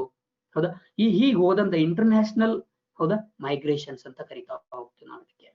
ಅಂಡ್ ಇಂಟರ್ನಲ್, ಇಲ್ಲೇ ರೂರಲ್ ಟು ರೂರಲ್ ಹೋಗುವಂತ ಸಾಧ್ಯ, ಅಂದ್ರೆ ಒಂದ್ ಹಳ್ಳಿಯಿಂದ ಮತ್ತೊಂದು ಹಳ್ಳಿಗೆ ಹೋಗ್ತಾರೆ, ಹಳ್ಳಿಯಿಂದ ನಗರ ಪ್ರದೇಶಗಳಿಗೆ ಹೋಗ್ತಾರೆ. ಹೌದಾ, ಸೊ ಅರ್ಬನ್ ಟು ಅರ್ಬನ್ ಹೋಗ್ತಾರೆ. ಅಂದ್ರೆ ಒಂದು ಡಿಸ್ಟಿಕ್ ಅನ್ನು ಬಿಟ್ಟು ಮತ್ತೊಂದು ಡಿಸ್ಟಿಕ್ ಹೋಗ್ತಾರೆ, ಅರ್ಬನ್ ಟು ರೂರಲ್ ಬರ್ತಾ ಇದ್ದಾರೆ, ಹೌದಾ, ಸ್ಟೇಟ್ ಟು ಅದರ್ ಸ್ಟೇಟ್ ಹೋಗ್ತಾರೆ, ಲಿಸ್ಟ್ ಮಾಡ್ತಾ ಹೋದ್ರೆ ಹಾಗೆ ಬೆಳೀತಾ ಹೋಗುತ್ತೆ. ಸೊ ಇದಕ್ಕೆ ನಾವೆಂತ ಕರಿತೀವಿ ಅಂದ್ರೆ ಟೈಪ್ಸ್ ಆಫ್ ಮೈಗ್ರೇಷನ್, ಅಂದ್ರೆ ವಲಸೆಯ ವಿಧಗಳು ಅಂತ ಕರಿತಾ ಹೋಗ್ತೀವಿ ನಾವು ಇವಕ್ಕೆ. Yes and most important transport and communications. ಇದು ರಿಲೇಟೆಡ್ ನಿಮಗೆ ಒಂದು ಅಥವಾ ಎರಡು ಪ್ರಶ್ನೆಗಳು ಬಂದೇ ಬರ್ತವೆ. Transportations and communications. Communication related I think ಅವ್ರು ಇಲ್ಲಿವರೆಗೂ ಫೋಕಸ್ ಮಾಡಿಲ್ಲ. So only focus on transport. Geography, one of the most important concept in geography subject transportations ಬಹಳ ಅತ್ಯಂತ ಪ್ರಾಮುಖ್ಯತೆಯನ್ನು ಪಡೆದುಕೊಂಡಿರ್ತಕ್ಕಂಥದ್ದು ಸಾರಿಗೆ ವ್ಯವಸ್ಥೆ ಅಂತ ಕರಿತಾ ಹೋಗ್ತೀವಿ ನಾವು ಇದಕ್ಕೆ. If the agriculture and industry are the body and bones of the nation, transport and communications are the nerving system. ನಾವೇನಂತ ಕರಿತಾ ಇದೀವಿ, ಭಾರತ ದೇಶದ ಬೆನ್ನೆಲುಬು ಅಂದ್ರೆ ವ್ಯವಸಾಯ, ಕೃಷಿ ಅಂತ ಕರಿತಾವ, ಕೃಷಿ industry. Because more contribute to development of India. ಬಹಳ ಅಂದ್ರೆ ಕಾಂಟ್ರಿಬ್ಯೂಟ್ ಮಾಡ್ತಕ್ಕಂಥಗಳು ಯಾವ್ದಪ್ಪ ಅಂದ್ರೆ ಅಗ್ರಿಕಲ್ಚರ್ ಮತ್ತು ಇಂಡಸ್ಟ್ರಿ ಅಂತ ಕರಿತಾ ಹೋಗ್ತೀವಿ ನಾವು. ಸೊ ಇದು ನಿಮಗೆ ಗೊತ್ತೇ ಇದೆ, ತಮಗೆ ಆಲ್ರೆಡಿ ಓದ್ಕೊಂಡಿರ್ತೀರಿ ಆಲ್ಮೋಸ್ಟ್ ಆಲ್ ಎಲ್ಲರೂ. ಸೊ ಎಷ್ಟು ಪರ್ಸೆಂಟೇಜ್ ಅಗ್ರಿಕಲ್ಚರ್ ಅದ ನಮ್ಮಲ್ಲಿ, ಇಂಡಸ್ಟ್ರಿಗಳು ಯಾವ್ಯಾವು, ಟೈಪ್ಸ್ ಆಫ್ ಇಂಡಸ್ಟ್ರಿ, ಮತ್ತೆ ಟೈಪ್ಸ್ ಆಫ್ ಇಂಡಸ್ಟ್ರಿ, ಸೊ ಅವೆಲ್ಲ ಬರ್ತಾ ಹೋಗ್ತವೆ. ಸೊ ಇದನ್ನ ಕುರಿತು ನಾವು ಮುಂದೆ ನೋಡೋಣ. ಹಾಗಾದ್ರೆ ಇದು ಎರಡು ಬಾಡಿ ಅಥವಾ ಅಗ್ರಿಕಲ್ಚರ್ ಬಾಡಿ, ಇಂಡಸ್ಟ್ರಿ ಬೋನ್ಸ್ ಆದ್ರೆ, ಇಲ್ಲಿ transportation and communication are the nerving system. ಈಗ ಹೆಂಗ ನಮ್ಮ ದೇಹದೊಳಗ ನರನಾಡಿಗಳು ಅಂತ ಹೆಂಗ್ ಕರಿತಾ ಹೋಗ್ತೀವಲ್ಲ, ಹಂಗ ನರದ ವ್ಯವಸ್ಥೆ ಇದ್ದಂತೆ ಟ್ರಾನ್ಸ್ಪೋರ್ಟೇಷನ್ ಅಂತಕ್ಕಂಥದ್ದು. ಇದು ಇರ್ಲಿಲ್ಲ ಅಂದ್ರೆ ಇದು ನಡೆಯಂಗಿಲ್ಲ, ಇದು ಇರ್ಲಿಲ್ಲ ಅಂದ್ರೆ ಇದು ನಡೆಯಂಗಿಲ್ಲ. These are the similar coordinate. ಹೌದಾ, ಒಂದಕ್ಕೊಂದು ಏನಾಗಿದಾವೆ, ಕೋಆರ್ಡಿನೇಟ್ ಇದಾವೆ, ಇವೆಲ್ಲಕ್ಕೊಂದು ಸಹ ಸಂಬಂಧವನ್ನ ಒಳಗೊಂಡಿರ್ತಕ್ಕಂಥವು. ಸೊ ಟ್ರಾನ್ಸ್ಪೋರ್ಟೇಷನ್ ಬೇಕು, ಅಗ್ರಿಕಲ್ಚರ್ ಬೇಕು, ಇಂಡಸ್ಟ್ರಿ ಬೇಕು.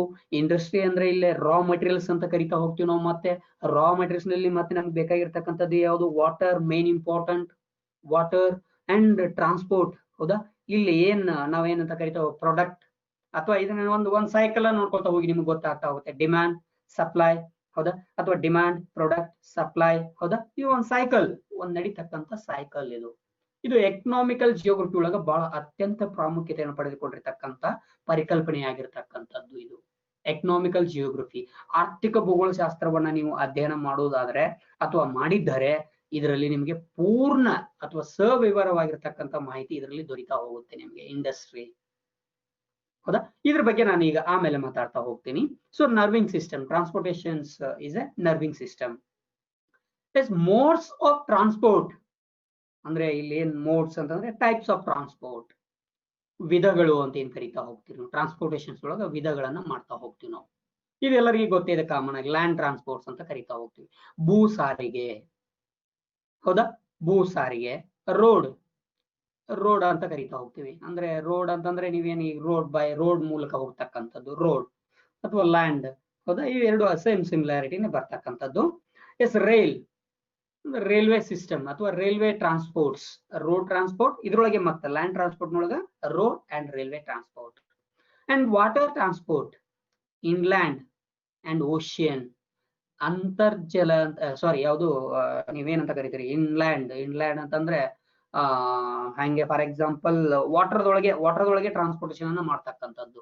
ಸಬ್ಮರೈನ್ಸ್ ಅಂತ ಏನ್ ಕರಿತಾ ಹೋಗ್ತೀರಿ ನೀವು, ಸಬ್ಮರೈನ್ಸ್ ಅವು ಓಡ್ತಕ್ಕಂಥವು ಇನ್ಲ್ಯಾಂಡ್ ಅಂತ ಕರಿತಾವ.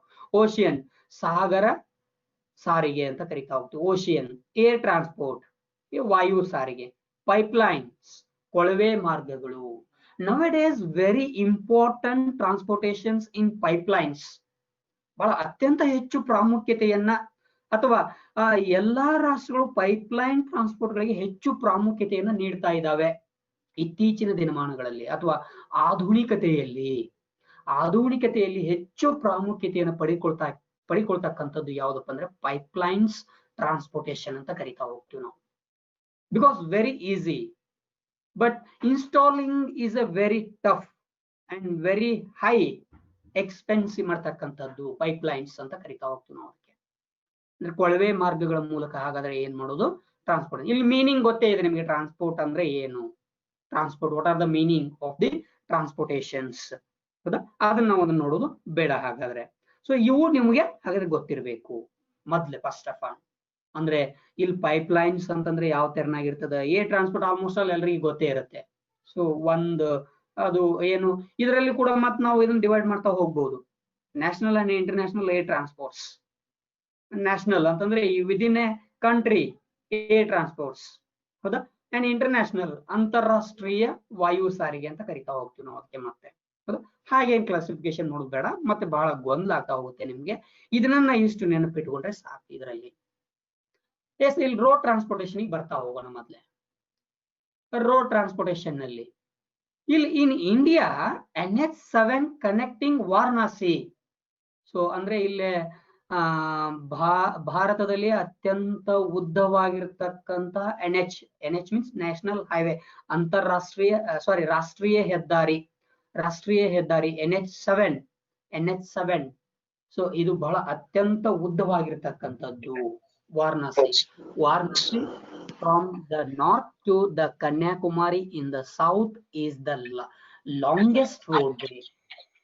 ಉತ್ತರ ಪ್ರದೇಶದ ವಾರಣಾಸಿಯ ಉತ್ತರ ಭಾಗದಿಂದ ಹಿಡಿದು ಹಾಗಾದ್ರೆ ಕನ್ಯಾಕುಮಾರಿಯ ದಕ್ಷಿಣ ಭಾಗದವರೆಗೆ ಕನೆಕ್ಟ್ ಮಾಡತಕ್ಕಂಥದ್ದು ಯಾವ್ದಂದ್ರೆ NH7 ಅಂತ ಕರಿತಾ ಹೋಗ್ತೀವಿ ನಾವು ರೋಡ್ವೇನಲ್ಲಿ.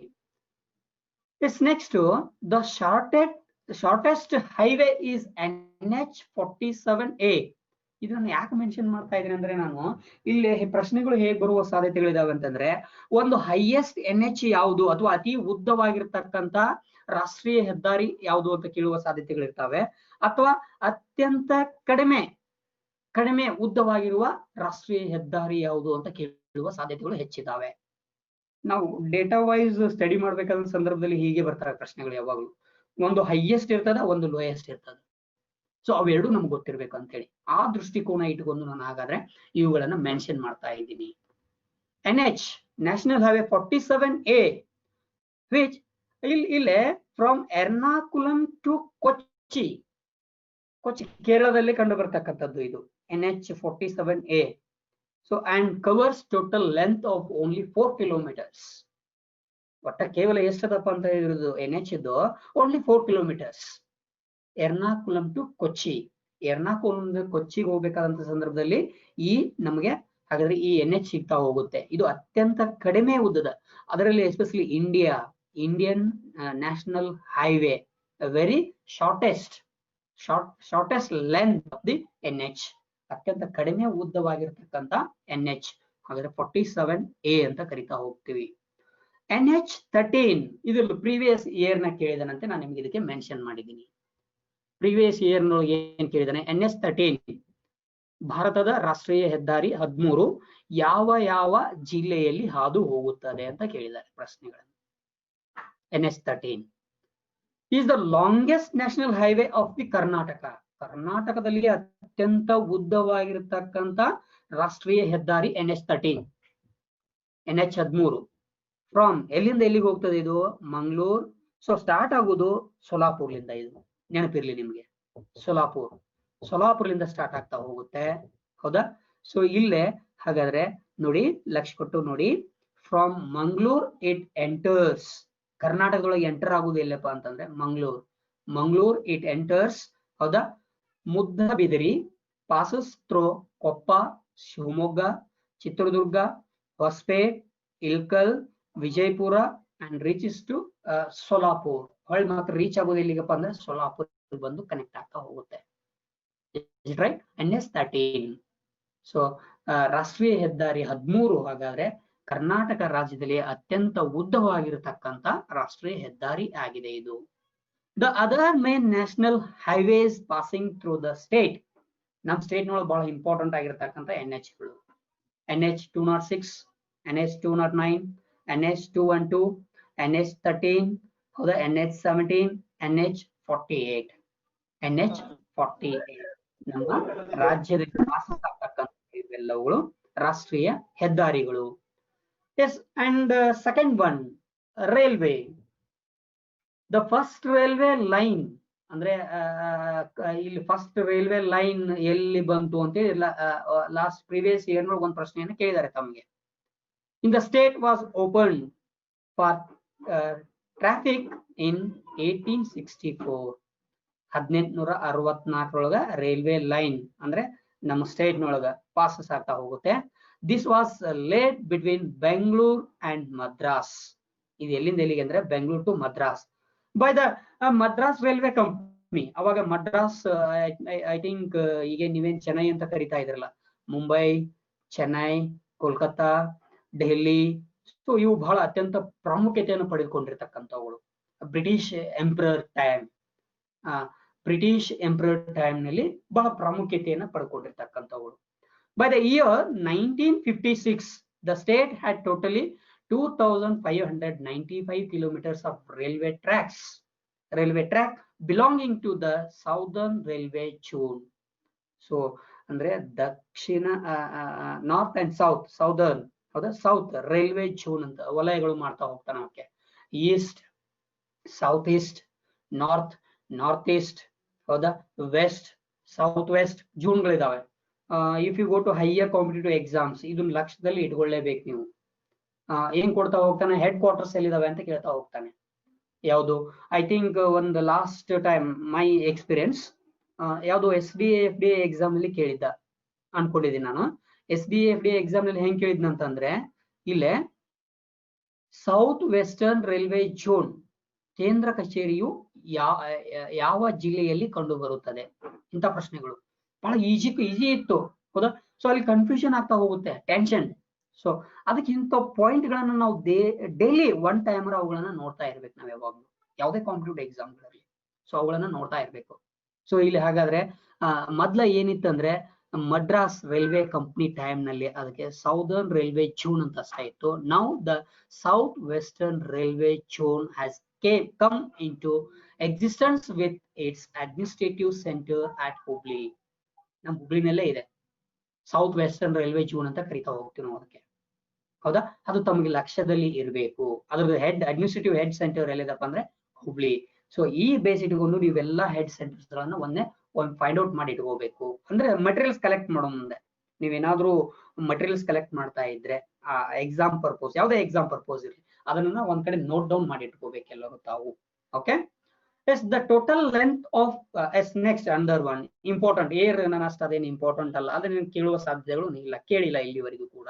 ಸೊ ಅದನ್ನ ಬಿಡ್ತಾ ಇದ್ದೀನಿ. The total length of pipe lines ನಾನು ಹೇಳಿದ್ನಲ್ಲ ನಿಮ್ಗೆ, ವೆರಿ ನೌಡೇಸ್ ವೆರಿ ಇಂಪಾರ್ಟೆಂಟ್ ಟ್ರಾನ್ಸ್ಪೋರ್ಟೇಷನ್, ಬಹಳ ಅತ್ಯಂತ ಹೆಚ್ಚು ಪ್ರಾಮುಖ್ಯತೆಯನ್ನು ಪಡೆದುಕೊಳ್ತಕ್ಕಂಥದ್ದು ಇದು pipe lines. In India is 35,676 kilometers. India having a 35,676 kilometers pipelines transportations. Bharat ದೇಶದಲ್ಲಿ ಒಟ್ಟು 35,676 ಕಿಲೋಮೀಟರ್ ವರೆಗೆ ಹಾಗೆ ಪೈಪ್ಲೈನ್ಸ್ ಗಳಿದಾವೆ. ಸೊ ಅದು ನ್ಯಾಷನಲ್ ಆಗಿರ್ಬೋದು, ಇಂಟರ್ನ್ಯಾಷನಲ್ ಕನೆಕ್ಟ್ ಆಗಿರ್ಬೋದು, ಸ್ಟೇಟ್ ಕನೆಕ್ಟ್ ಆಗಿರ್ಬೋದು, ಹೌದಾ, ಯಾವುದೇ ಇರ್ಲಿ, ಅದು ಒಟ್ಟ ಟೋಟಲ್ ಎಷ್ಟಿದೆಯಪ್ಪ ಅಂತಂದ್ರೆ 35,676 kilometre. The Hazira, Vijayapura, ಜಗದೀಶ್ಪುರ. So ಇಲ್ಲಿ ಒಂದು ಕೋಡ್ ಮಾಡಿದ್ದಾನೆ, HBJ gas pipeline is the longest in India. ಅತ್ಯಂತ ಉದ್ದವಾದ ಕೊಳವೆ ಮಾರ್ಗ ಯಾವುದು ಇಂಡಿಯಾದಲ್ಲಿ ಕೇಳ್ಬೋದು. ಈ ವರ್ಡ್ಗಳ ಹೆಸರು HBJ ಇದನ್ನ ಲಕ್ಷ್ಯದಲ್ಲಿ ಇಟ್ಕೋಬೇಕು ತಾವು, ಹೌದಾ. ಇಲ್ಲಿ ಒಂದು ಕೋಡ್ ಹೇಳ್ತೀನಿ ತಮ್ಗೆ, BJP, BJ ಮುಂದೆ H ಇಟ್ಕೊಂಡ್ಬಿಡಿ, BJ ಅಥವಾ HBJ ಇದನ್ನ ನೆನಪಿಟ್ಕೊಂಡ್ರೆ ಇದನ್ನ ಅರ್ಥ ಮಾಡ್ಕೊಳ್ಳಿಕ್ಕೆ ಅನುಕೂಲ ಆಗ್ತಾ ಹೋಗುತ್ತೆ. ಕಿಲೋಮೀಟರ್ ಆಲ್ಮೋಸ್ಟ್ ಅಲ್ಲಿ ಇಷ್ಟು ಡೀಪ್ ಆಗಿ ಏನ್ ಕೇಳೋದಿಲ್ಲ. ಎಷ್ಟು ಉದ್ದ ಅದ ಅದು ಅಂದ್ರೆ 2300 ಕಿಲೋಮೀಟರ್ಸ್ ಇನ್ ಇಂಡಿಯಾ. ಸೊ ಇದ್ರೊಳಗೆ 35,000 ಸಮಥಿಂಗ್ ಒಳಗೆ ಇಲ್ಲೇ 2,300 ಕಿಲೋಮೀಟರ್ ಇದೆ, ಇದು ಕನೆಕ್ಟ್ ಆಗ್ತಾ ಇದೆ, ಹೌದಾ. ಎಸ್, ಇಲ್ಲೊಂದು ತಮ್ಮ ಮುಂದೆ ಹೇಳಲೇಬೇಕು, ಅಂದ್ರೆ ಇಲ್ಲಿ ಏನನ್ನ ಟ್ರಾನ್ಸ್ಪೋರ್ಟ್ ಮಾಡ್ತಾ ಇದೆ ಕೊಳವೆ ಮಾರ್ಗಗಳು. Natural gases, any liquid materials such as petroleum products, I think oil products, any oil products. So easily transport to one place to another place. ಬಹಳ ಅತ್ಯಂತ ಸರಳವಾಗಿ ಹಾಗಾದ್ರೆ ಇದನ್ನ ಟ್ರಾನ್ಸ್ಪೋರ್ಟ್ ಮಾಡ್ಲಿಕ್ಕೆ ಇದನ್ನ ಪೈಪ್ಲೈನ್ಸ್ ಗಳನ್ನ ಬಳಸ್ಕೊಳ್ತಾ ಇದ್ದೀವಿ ನಾವು. ಸೊ ಇನ್ನೊಂದು ಬಹುಶಃ ಇದು ಬರ್ಲಿಕ್ಕಿಲ್ಲ, ಪ್ರಪಂಚದಲ್ಲಿಯೇ ಹೈ ನೆಟ್ವರ್ಕ್ ಅಥವಾ large network of pipelines they are transport in natural gas, petroleum and refined products ಮಾಡ್ತಕ್ಕಂಥದ್ದು USA ಅಂತ ಕರಿತಾ ಹೋಗ್ತೀವಿ. USA, United State of America, ಪ್ರಪಂಚದಲ್ಲಿಯೇ ಅತ್ಯಂತ ಹೆಚ್ಚು. ಹಾಗಾದ್ರೆ ನಮ್ ಭಾರತದ ಏನಿಲ್ಲ, ನಮ್ contribute, what are the contribute of Indian subcontinent in the pipeline transport? Very good. ನಮ್ಮ ಭಾರತ ದೇಶವು ಅತ್ಯಂತ ಉತ್ತಮವಾಗಿರತಕ್ಕಂಥ ಪೈಪ್ಲೈನ್, ಕೊಳವೆ ಮಾರ್ಗಗಳನ್ನ ಅಥವಾ ಕೊಳವೆ ಮಾರ್ಗಗಳ ಮೂಲಕ ಹಾಗಾದ್ರೆ ಇನ್ನು ಟ್ರಾನ್ಸ್ಪೋರ್ಟೇಷನ್ಸ್ ವ್ಯವಸ್ಥೆ, ಸಾರಿಗೆ ವ್ಯವಸ್ಥೆಯನ್ನು ಒಳಗೊಂಡಿರ್ತಕ್ಕಂಥದ್ದು. ಸೊ ನಮ್ ಭಾರತ ಕೂಡ ಒಂದು ಹೌದು. ಬಟ್ ಅದರಲ್ಲೇ ಏನಂದ್ರೆ very well developed country USA. So ಆ ದೃಷ್ಟಿಕೋನದಲ್ಲಿ ಇಟ್ಕೊಂಡಾಗ ಇದು ಅತ್ಯಂತ ಮುಂದುವರಿದ ಅಂದ್ರೆ ಲಾರ್ಜೆಸ್ಟ್ ನೆಟ್ವರ್ಕ್ ಅನ್ನು ಒಳಗೊಂಡಿರ್ತಕ್ಕಂಥದ್ದು USA ಅಂತ ಹೇಳಿ ಕರಿತಾ ಹೋಗ್ತೀವಿ ನಾವು. Yes, next one topic agriculture. Agriculture related ಒಂದೆರಡು ಮೂರು ಪ್ರಶ್ನೆಗಳು, ಒಂದು ಎರಡು ಪ್ರಶ್ನೆಗಳು ಇದಾವೆ. ಇಲ್ಲಿವರೆಗೂ ನಡೆದಂತ ಟೆಟ್ ಪರೀಕ್ಷೆಗಳನ್ನು ಗಮನಿಸಿದಾಗ ನಾವು. ಸೊ ಇಲ್ಲಿ ಅಗ್ರಿಕಲ್ಚರ್ ಅಂತಂದ್ರೆ ಮೊದಲೇ ಬೇಸಿಕ್ ನಮಗೆ ಗೊತ್ತಿರಬೇಕು. What are the types of crops, ಬೆಳೆಗಳು, meaning, definitions, importance of agriculture, ಅದನ್ನ ಲಿಸ್ಟ್ ಮಾಡ್ಕೊತಾ ಹೋದ್ರೆ ಅದನ್ನ ಹೇಳ್ಬೇಕಾದ್ರೆ ಒಂದ್ ದಿನ ಅದೇ ಬೇಕಾಗ್ತದೆ. ಏನು ಮೀನಿಂಗ್ ಅಂದ್ರೆ ಏನು, ಅದರದ ವ್ಯಾಖ್ಯೆ ಅಂದ್ರೆ ಏನು, what are the futures of agriculture, what are the contributions of Indian nation development, ಅದು ಬೆಳಿಲಿಕ್ಕೆ ಏನ್ ಅದಕ್ಕೆ ಕಾಂಟ್ರಿಬ್ಯೂಟ್ ಏನ್ ಮಾಡ್ತಾ ಇದೆ, ಅದು ಬೇಡ, ಅದು ತಾವೆಲ್ಲ ಈಗ ಆಲ್ರೆಡಿ ಓದ್ಕೊಂಡಿದ್ದೀರಿ. ಇಲ್ಲಿ ಪ್ರಶ್ನೆಗಳು ಇದ್ರ ಮೇಲೆ ಯಾವ ರೀತಿ ಬರ್ತಾ ಇದಾವೆ. ಸೊ ಆ ಬರುವ ದೃಷ್ಟಿಕೋನದಲ್ಲಿ ಇಟ್ಕೊಂಡು ಹಾಗಾದ್ರೆ ಮೊದಲ ಇವುಗಳನ್ನ ನಾವು ಅರ್ಥಕೊಳ್ಬೇಕು. What are the types of agriculture, what are the types of crops, what are the commercial crops, food crops, ಹೌದಾ, ಇವೆಲ್ಲ ಗೊತ್ತಿರ್ಬೇಕು ನಮ್ಗೆ. ಆಹಾರ ಬೆಳೆಗಳು ಯಾವುವು, ವಾಣಿಜ್ಯ ಬೆಳೆಗಳು ಯಾವುವು, ಹೌದಾ, ಅಥವಾ ಇಲ್ಲಿ ಬೇಸಾಯ ಹಿಂಗ್ ಮಾಡ್ತಾ ಇದ್ರೆ ಬೇಸಾಯ, ಐ ಥಿಂಕ್ ಈಗ ವೀಟ್, ರೈಸ್, ಹೌದಾ, ಶುಗರ್ ಕೇನ್, ಯಾವುದೇ ಕ್ರಾಪ್ಸ್ ಅನ್ನ ತಗೊಳ್ಳಿ, ಅದನ್ನ ಬೆಳಿಲಿಕ್ಕೆ ಎಷ್ಟು ಟೆಂಪರೇಚರ್ ಬೇಕು, ಅಷ್ಟು ಡೀಪ್ ಏನ್ ಹೋಗ್ಲಿಕ್ಕಿಲ್ಲ ಅಂತ ನಾನು ಭಾವಿಸಿದ್ದೀನಿ. ಟೆಂಪರೇಚರ್ ಎಷ್ಟು ಬೇಕು, ಅದರಲ್ಲಿ ನೀರಿನ ಅಂಶ ಎಷ್ಟು ಇರಬೇಕು ಆ ಕ್ರಾಪ್ ಬರ್ಬೇಕಾದ್ರೆ. ಸೊ ಇಲ್ಲಿ ಇವುಗಳಲ್ಲಿ ಕೇಳುವ ಸಾಧ್ಯತೆಗಳು ಹೇಗಿದಾವೆ ಅಂತಂದ್ರೆ ಸಾಂಬಾರ್ ಪದಾರ್ಥಗಳಿಗೆ ರಿಲೇಟೆಡ್ ಆಗಿರ್ತಕ್ಕಂಥವುಗಳು, ಅಥವಾ ಆಹಾರ ಬೆಳೆಗಳಿಗೆ ಅಥವಾ ವಾಣಿಜ್ಯ ಬೆಳೆಗಳಿಗೆ ಸಂಬಂಧಿಸಿದಂತೆ ಪ್ರಶ್ನೆಗಳು ಉದ್ಭವ ಆಗ್ತಾ ಹೋಗ್ತವೆ. ಸೊ ಹಾಗಾದ್ರೆ ಇಲ್ಲೇ 1-2 minutes ನಲ್ಲಿ what are the types of agriculture ನೋಡ್ಕೊಂಡ್ ಬಂದ್ಬಿಡೋಣ. ಸೊ ಪ್ರಾಚೀನ ಜೀವನಾಧಾರ ಕೃಷಿ ಅಂತ ಕರಿತಾ ಹೋಗ್ತೀವಿ. ಪ್ರಿಮಿಟಿವ್ ಸಬ್ಸಿಸ್ಟೆನ್ಸಿ ಫಾರ್ಮಿಂಗ್, ವಲಸೆ ಜೀವನಾಧಾರ ಕೃಷಿ,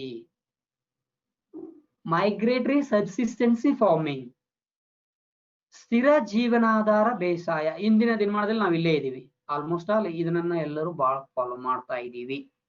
ಸೊ ಇವೆರಡು ಹೋಗಿದಾವೆ ಸ್ವಲ್ಪ. ಈಗ ಮೈಗ್ರೇಟೆಡ್ ರಿಲೇಟೆಡ್ ಸ್ವಲ್ಪ ಕಡಿಮೆ, ವ್ಯವಸಾಯ ಮಾಡ್ಬೇಕಂತೇಳಿ ಮೈಗ್ರೇಟೆಡ್ ಆಗ್ತಕ್ಕಂಥ ಜನ ಸ್ವಲ್ಪ ಕಡಿಮೆ ಈಗಿನ ದಿನಮಾನಗಳಲ್ಲಿ. ಇಂಡಸ್ಟ್ರಿ ಮೈಗ್ರೇಟೆಡ್ ಬಹಳ ಇದೆ, ಹೌದಾ. ಸ್ಥಿರ ಜೀವನಾಧಾರ ಬೇಸಾಯವನ್ನ ನಾವು ಮಾಡ್ತಾ ಇದ್ದೀವಿ. ಇಂಟೆನ್ಸಿವ್ ಫಾರ್ಮಿಂಗ್, ಸಾಂದ್ರ ಬೇಸಾಯ, ಇದು ಕೂಡ ಇದೆ, ಸಾಂದ್ರ ಬೇಸಾಯ ಕೂಡ ಇದೆ.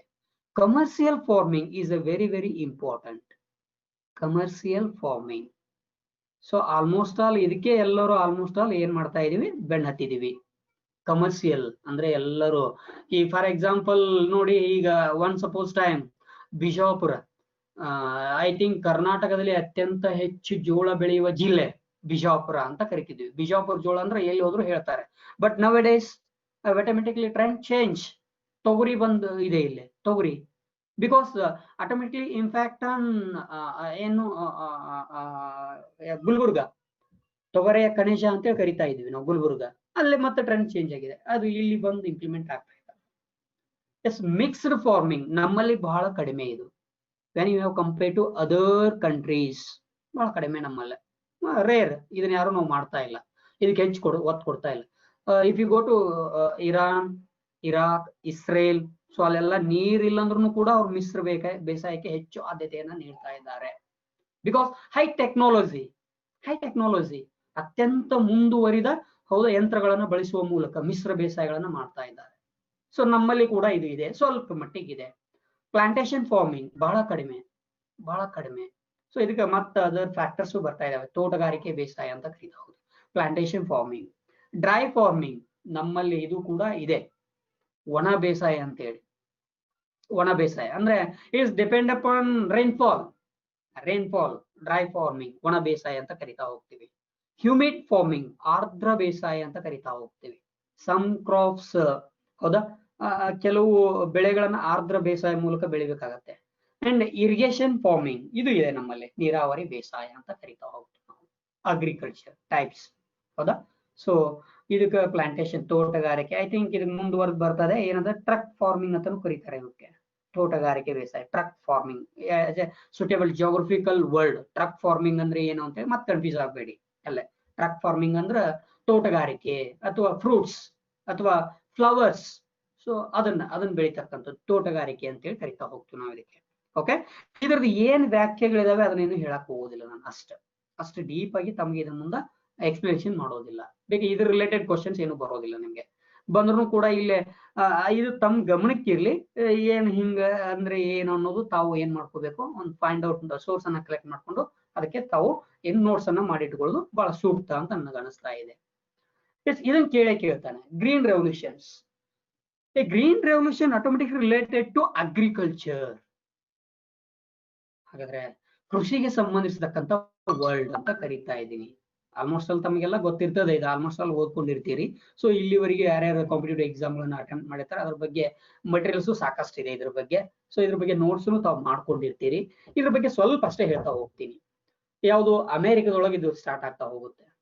ಸೊ ಅದನ್ನ ಸ್ಟಾರ್ಟ್ ಮಾಡಿದ ಯಾರಪ್ಪ ಅಂತಂದ್ರೆ the father of green revolutions Norman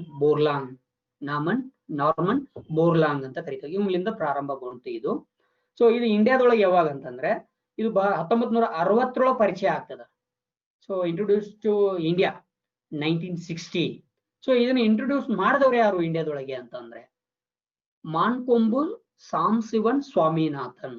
ಇನ್ನೊಂದು simple MS Swaminathan, best easy ಅಂದ್ರೆ MS ಸ್ವಾಮಿನಾಥನ್. ಭಾರತೀಯ ತಳಿ ವಿಜ್ಞಾನಿ ಇವ. ನಮ್ಮ ಭಾರತದೊಳಗ ಭಾರತೀಯ ತಳಿ ವಿಜ್ಞಾನಿ ಇವ. ಭಾರತದಲ್ಲಿ ಹಸಿರು ಕ್ರಾಂತಿ ಪಿತಾಮಹ ಅಂತ ಕರಿತಾ ಹೋಗ್ತೀವಿ. Father of Indian green revolution ಅಂತ ಕರಿತಾ ಹೋಗ್ತೀವಿ. ಇದ್ರ ಇನ್ನೊಂದು ಬೇಕಾದ್ರೆ ನೀವು ಫೈಂಡ್ ಔಟ್ ಮಾಡಿ ಇಟ್ಕೋಬಹುದು. 1964 ಮತ್ತು 62ರಲ್ಲಿ ಅಂದ್ರೆ ಭೀಕರ ಬರಗಾಲ ಬಂದು ಹೋಗುತ್ತದೆ ಭಾರತ ದೇಶಕ್ಕೆ. ಅವಾಗ ಇದನ್ನ ಇಂಪ್ಲಿಮೆಂಟ್ ಮಾಡಿ ಇದ್ರ ಸಕ್ಸಸ್ ಕಾಣ್ತಾ ಹೋಗ್ತಾರೆ. ಒಂದು ಏನಿದೆ, ಸೊ ಗ್ರೀನ್ ರೆವಲ್ಯೂಷನ್ಸ್ ಮತ್ತೆ ಇದು ಮತ್ತೆ ಡೀಪ್ ಹೋಗೋದ್ ಬೇಡ. ಎದಕ್ ಯಾವ ಕ್ರಾಪಿಗೆ ರಿಲೇಟೆಡ್ ಅದ ಇದು ಪ್ರಶ್ನೆಗಳು ಹೆಂಗ್ ಬರ್ತವೆ ನೋಡಿ, ಆತ್ಮೀಯ ಸ್ಪರ್ಧಾರ್ಥಿಗಳು ಗಮನಿಸಬೇಕು. Green revolution is related to wheat, sugar cane, rice, ಹೌದಾ, ಅಥವಾ ಹಸಿರು ಕ್ರಾಂತಿಯು ಈ ಬೆಳೆಗೆ ಸಂಬಂಧಿಸಿದೆ. ಯಾವುದು? ಗೋಧಿ, ಭತ್ತ, ರಾಗಿ, ಕಬ್ಬು. ಹೀಗೆ ಕೊಡ್ತಾನೆ, ಕನ್ಫ್ಯೂಸ್ ಆಗಕ್ ಹೋಗ್ಬೇಡಿ. Especially Indian green revolutions. So automatically it connect between to wheat ಅಂದ್ರೆ ಗೋಧಿಯನ್ನ ಬೆಳಿಲಿಕ್ಕೆ, ಹಾಗಾದ್ರೆ ಗೋಧಿಯನ್ನ ಹೆಚ್ಚು ಮಾಡ್ಲಿಕ್ಕೆ, ಸೊ ಆ ಪ್ರಾಡಕ್ಟ್ ಏನದ, ಸೊ ಅದನ್ನ ಹೆಚ್ಚು ಮಾಡ್ಲಿಕ್ಕೆ ಇದನ್ನ ಇಂಪ್ಲಿಮೆಂಟ್ ಮಾಡ್ತಾ ಹೋಗ್ತಾರೆ. 1962 I think, I forget it. So ಅದನ್ನ ನೀವು ಒಂದು ಡೇಟ್ ಅನ್ನ ನೋಡ್ಕೊಳ್ಳಿ. 62ರಿಂದ 64 ಅಥವಾ 64ರಿಂದ 66 ಅದಕ್ಕೆ ಇದನ್ನ ಇಂಪ್ಲಿಮೆಂಟ್ ಮಾಡಿ ಸಕ್ಸಸ್ ಕಾಣ್ತಾ ಹೋಗ್ತಾರೆ. ಇದರಲ್ಲಿ ಸಕ್ಸಸ್ ಕಾಣ್ತಾ ಹೋಗ್ತಾರೆ. ಸೊ ಇದು ಗ್ರೀನ್ ರೆವಲ್ಯೂಷನ್ಸ್ ಬಗ್ಗೆ ಅಗ್ರಿಕಲ್ಚರ್ ರಿಲೇಟೆಡ್. ಇದ್ರ ಮೇಲೆ ಪ್ರಶ್ನೆ ಬಂದ್ರು ಬರ್ಬಹುದು. ಎಸ್, ರೈಸ್ 1 by 1 ಕ್ರಾಪ್ಸ್ ಗಳನ್ನ ನೋಡ್ತಾ ಹೋಗುದಾದ್ರೆ, rice scientific name Oryza sativa ಅಂತ ಕರಿತಾ ಹೋಗ್ತೀವಿ ನಾವು. ಇದಕ್ಕೆ ವೈಜ್ಞಾನಿಕ ಹೆಸರು ರೈಸ್ಗೆ. It belongs to the grass family. ಇದೊಂದು ಹುಲ್ಲಿನ ಜಾತಿಗೆ ಅಥವಾ ಹುಲ್ಲಿನ ಕುಟುಂಬಕ್ಕೆ ಸೇರಿರ್ತಕ್ಕಂಥ ಬೆಳೆ ಅಂತ ಕರಿತಾ ಹೋಗ್ತೀವಿ. ಎಸ್, ಇಲ್ಲೇ ಸ್ಟೇಟ್ ವೈಸ್ ಇನ್ ಇಂಡಿಯಾ ಅತ್ಯಂತ ಹೆಚ್ಚು ಭತ್ತ ಬೆಳೀತಕ್ಕಂತಹ ರಾಜ್ಯಗಳು: West Bengal 15.75 million tons according to 2015 and 16 data. Uttar Pradesh 12.5 million tons. Punjab 11.82 million tons. Punjab third place nallida. So I quoted only top 3 states in India. ಇಂಡಿಯಾದಲ್ಲೇ ಅತ್ಯಂತ 3 ಹೌದಾ ಬೆಳೀತಕ್ಕಂಥವುಗಳನ್ನ ಮಾತ್ರ ನಾನು ಮೆನ್ಷನ್ ಮಾಡಿದ್ದೀನಿ. Just 1 minute wait. I will come back.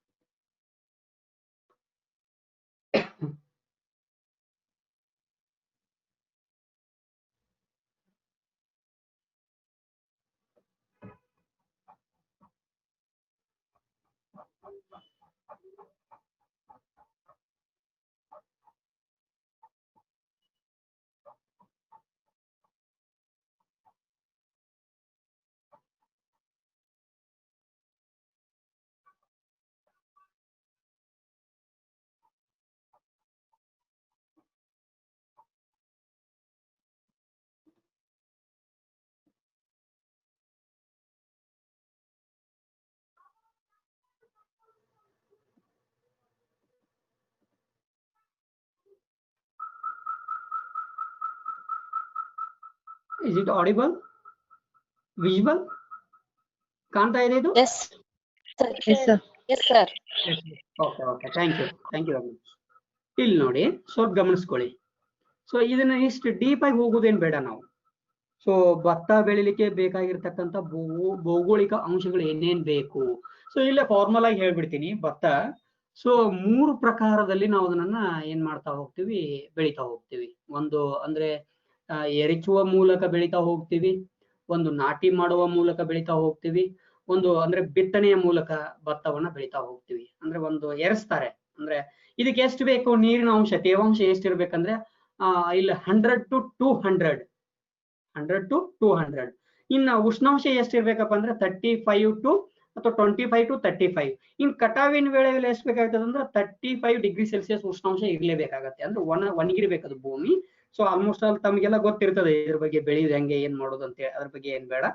ಒರೈಸಾ ಸಟೈವಾ ಇದು ಹುಲ್ಲಿನ ಕುಟುಂಬಕ್ಕೆ, ಫ್ಯಾಮಿಲಿ, ಅದೇ ಗ್ರಾಸ್ ಫ್ಯಾಮಿಲಿ ರಿಲೇಟೆಡ್ ಸಂಬಂಧಪಟ್ಟಿರ್ತಕ್ಕಂಥದ್ದು. ಉಪಯೋಗ ಏನೇನಿದಾವೆ ಅದ್ರ ಬಗ್ಗೆ ಇದು ಮಾತಾಡೋದೇ ಬೇಡ, ನಿಮ್ಗೆ ಗೊತ್ತೇ ಇರ್ತದೆ ಆಲ್ಮೋಸ್ಟ್ ಆಲ್. ಸಾಕು ಪ್ರಾಣಿಗಳಿಗೆ ಮಾನವರು ಏನ್ ಮಾಡ್ತಾ ಇದೀವಿ ಅದನ್ನ ನಾವು ಅದ್ರ ಮೇಲೆ ಡಿಪೆಂಡ್ ಆಗಿದ್ದೀವಿ. ಫುಡ್ ಕ್ರಾಪ್ಸ್ ಅಂತ ಕರಿತೀವಿ ನಾವು ಇದಕ್ಕೆ, ಆಹಾರ ಬೆಳೆಗಳು ಅಂತ ಕರಿತಾ ಇದ್ದೀವಿ. ಸೊ ಆಹಾರ ಬೆಳೆಗಳಲ್ಲಿ ಭತ್ತ, ಗೋಧಿ ಅತ್ಯಂತ ಪ್ರಾಮುಖ್ಯತೆಯನ್ನು ಪಡ್ಕೊಳ್ತಾ. ಹೌದಾ, ಚೆಲ್ಲುವ ಮೂಲಕ, ಹೌದಾ, ಸಾಲ್ ಬಿಡುವ ವಿಧಾನ ಅಂದ್ರೆ ಬಿತ್ತೋದು, ನಾಟಿ ಮಾಡುವ ಮೂಲಕ ಅಂದ್ರೆ ಅಗಿ ತೊಂಬಂದು ಹಚ್ಚೋದು. ಹೌದಾ, ಭತ್ತದ ವಿಧಗಳ ಬಗ್ಗೆ ಅಷ್ಟು ಡೀಪ್ ಆಗಿ ಏನ್ ಹೋಗೋದಿಲ್ಲ ಆತ. ಅದನ್ನೇನು ನೀವು ಅದಕ್ಕೆ ತಲೆ ಕೆಡ್ಸ್ಕೊಳಕ್ ಹೋಗ್ಬೇಡ್ರಿ ಅದ್ರ ಬಗ್ಗೆ. ಹೌದಾ, ಹಂಚಿಕೆ ಯಾವ ರೀತಿ ಆಗ್ಯದ, ಹೌದಾ, ಪಶ್ಚಿಮ ಬಂಗಾಳ, ಉತ್ತರ ಪ್ರದೇಶ್, ಇದು 2011 to 12 ಡೇಟಾ ಅದ. ನಾ ಆಗಲೇ ಹೇಳಿದ್ದು 2015 and 16 ಡೇಟಾ. ಚೇಂಜ್ ಆಗ್ತಾ ಇರ್ತಾವೆ ಇವಾಗಲೂ ಸ್ಟೇಟ್ಗಳು. ಹೌದಾ, ಸ್ಟೇಟ್ಗಳು ಚೇಂಜ್ ಆಗುತ್ತೆ. ನಮ್ ಕರ್ನಾಟಕ ಎಷ್ಟನೇ ಸ್ಥಾನದಲ್ಲಿ ಅದ. ಸೊ ನಿಮ್ಗೆ ಸೋರ್ಸ್ ಸಿಗ್ತದ ಇದು.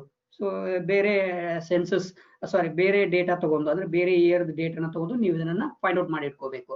ಭಾರತದನ್ನ ಫೈಂಡ್ ಔಟ್ ಮಾಡಿ ಇಟ್ಕೊಳ್ಳಿ. ಅಂಡ್ ಕರ್ನಾಟಕದ ಎಷ್ಟದ ಅನ್ನೋದು ಅಕಾರ್ಡಿಂಗ್ ಟು 2011 and 12 ಕರ್ನಾಟಕ, ಹೌದಾ, ಎಷ್ಟದ ಹೆಕ್ಟರ್, ಬಿತ್ತನೆ ಪ್ರದೇಶ, ಉತ್ಪಾದನೆ, ಪ್ರೊಡಕ್ಟ್, ಹೌದಾ, ಅಂಡ್ ಪರ್ಸೆಂಟೇಜ್ ವೈಸ್ 3.87. ಅಂಡ್ ಇಳುವರಿ ಎಷ್ಟು ಬಂತು, ನೀರಾವರಿ ಒಳಗೆ ಎಷ್ಟು ಬೆಳೆದ್ರು. ಆಲ್ಮೋಸ್ಟ್ ಆಲ್ ಇದನ್ನ ನೀರಾವರಿ ಪ್ರದೇಶದಲ್ಲೇ ಬೆಳೀತಾರೆ. ಬಿಕಾಸ್ 100 to 200 ಸೊ ಸೆಂಟಿಮೀಟರ್ ನಮಗೆ ತೇವಾಂಶ ಅಥವಾ ಮಳೆ ಬೇಕಾಗಿರೋದ್ರಿಂದ ಇದನ್ನ ಮಳೆ ಮೇಲೆ ಅಷ್ಟು ಇದಾವೆ. ಭತ್ತ ನೀರಾವರಿ ಮೂಲಕನೇ ಬೆಳೀತಾ ಹೋಗ್ತಾರೆ. ಹೌದಾ. S next.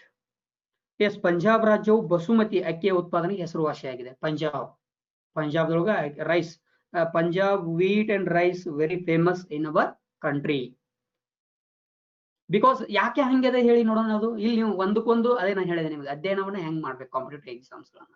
ಪಂಜಾಬ್ದಲ್ಲೇ ಹೆಚ್ಚು ಬಾಸುಮತಿ ಅಕ್ಕಿ ಯಾಕೆ ಬೆಳಿತಾರೆ, ಹಿಂಗ್ ನಾವೇ ಸೆಲ್ಫ್ ಕ್ವಶನ್ ಮಾಡ್ತಾ ಹೋಗ್ಬೇಕು. ಯಾಕೆ? ಎಸ್, ಅಲ್ಲೇ ಪ್ಲೇನ್ ಬಾಳ ಅದ, the very supporting to soil nature's.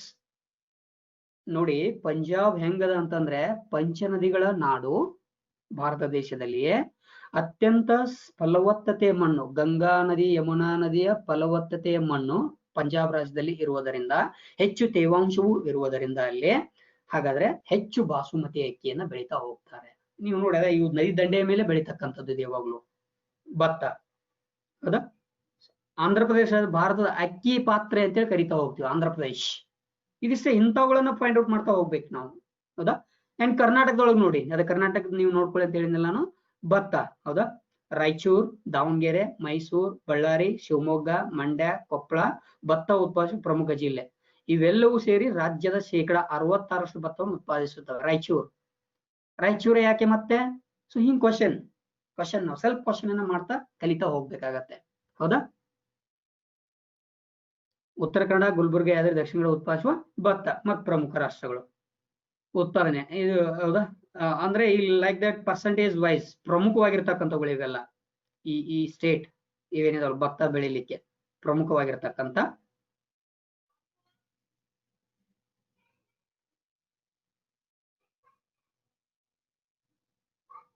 S, ಗೋಧಿ ನೆಕ್ಸ್ಟ್ ಫುಡ್ ಕ್ರಾಪ್ಸ್ ಅಂತ ಕರಿತೀವಿ. ಇದು ಆಹಾರ ಬೆಳೆ ಗೋಧಿ. ವೈಜ್ಞಾನಿಕ ಹೆಸರು ಟ್ರಿಟಿಕಮ್, ಕುಟುಂಬ Gramineae, Poaceae family. Wheat is a related to Poaceae family, ಅಂದ್ರೆ ಗ್ರಾಮಿನಿ ಅಂತಕ್ಕಂಥ ಒಂದು ಸಸ್ಯ. ಅದು ಆ ಸಸ್ಯದ ಜಾತಿಗೆ ಸೇರಿರ್ತಕ್ಕಂಥದ್ದು ಯಾವುದು? ಗೋಧಿ, ವೀಟ್ ಅಂತ ಕರಿತೀವಿ ಇಂಗ್ಲಿಷ್ ನಲ್ಲಿ. ಟ್ರಿಟಿಕಮ್, ಈ ಪ್ರಶ್ನೆಗಳು ಹೇಗೆ ಬರುವ ಸಾಧ್ಯತೆಗಳಿದಾವೆ. ಟ್ರಿಟಿಕಮ್ ಎಂದು ಕರೆಯುವ ಅಥವಾ ಟ್ರಿಟಿಕಮ್ ವೈಜ್ಞಾನಿಕ ಹೆಸರು ಪಡೆದಿರುವ, ಅಥವಾ ಇಲ್ಲಿ ಇನ್ನೊಂದು ಪ್ರಿವಿಯಸ್ ಇಯರ್ ನಲ್ಲಿ ನೋಡಿದ್ರೆ ಹೊಂದಿಸಿ ಬರ್ಲಿಕ್ಕೆ ಕೇಳಿದಾನೆ, ಅಲ್ಲಿ ಅವನು ಪ್ರಾಪ್ಸ್ ಗಳನ್ನ ಕೊಟ್ಟು ಹೊಂದಿಸಿ ಬರ್ಲಿಕ್ಕೆ ಕೇಳ್ತಾನೆ. ಹೌದಾ?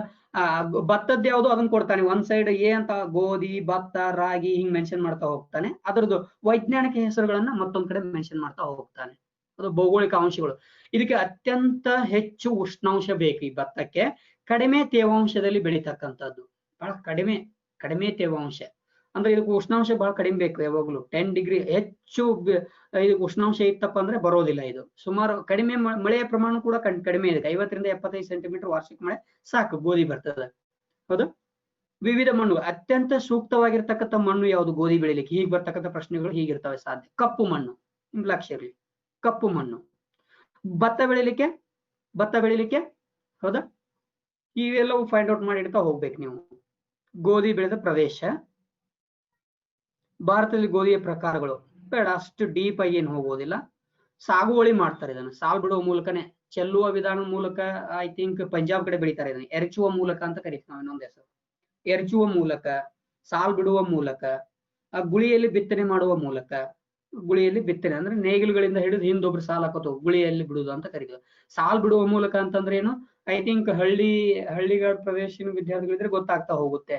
ಅಥವಾ ಇಲ್ಲಿ ಏನ್ ನಾವು ಕೂರ್ಗಿ ಅಂತ ಏನ್ ಕರಿತಾ ಹೋಗ್ತೀವಿ ಅದಕ್ಕೆ.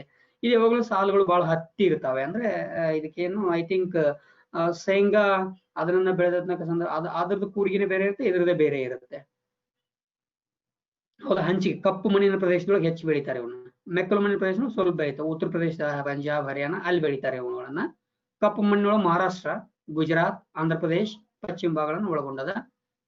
2011 ಒಟ್ಟು ಗೋಧಿ ಕ್ಷೇತ್ರದಲ್ಲಿ 86.15% ಒಟ್ಟು ಉತ್ಪಾದನೆ. ಟೋಟಲ್ ಪ್ರೊಡಕ್ಷನ್ ಆಫ್ ಇಂಡಿಯಾ 86.15 ಇಷ್ಟು ಭಾಗದಷ್ಟು ಬೆಳೆದದ.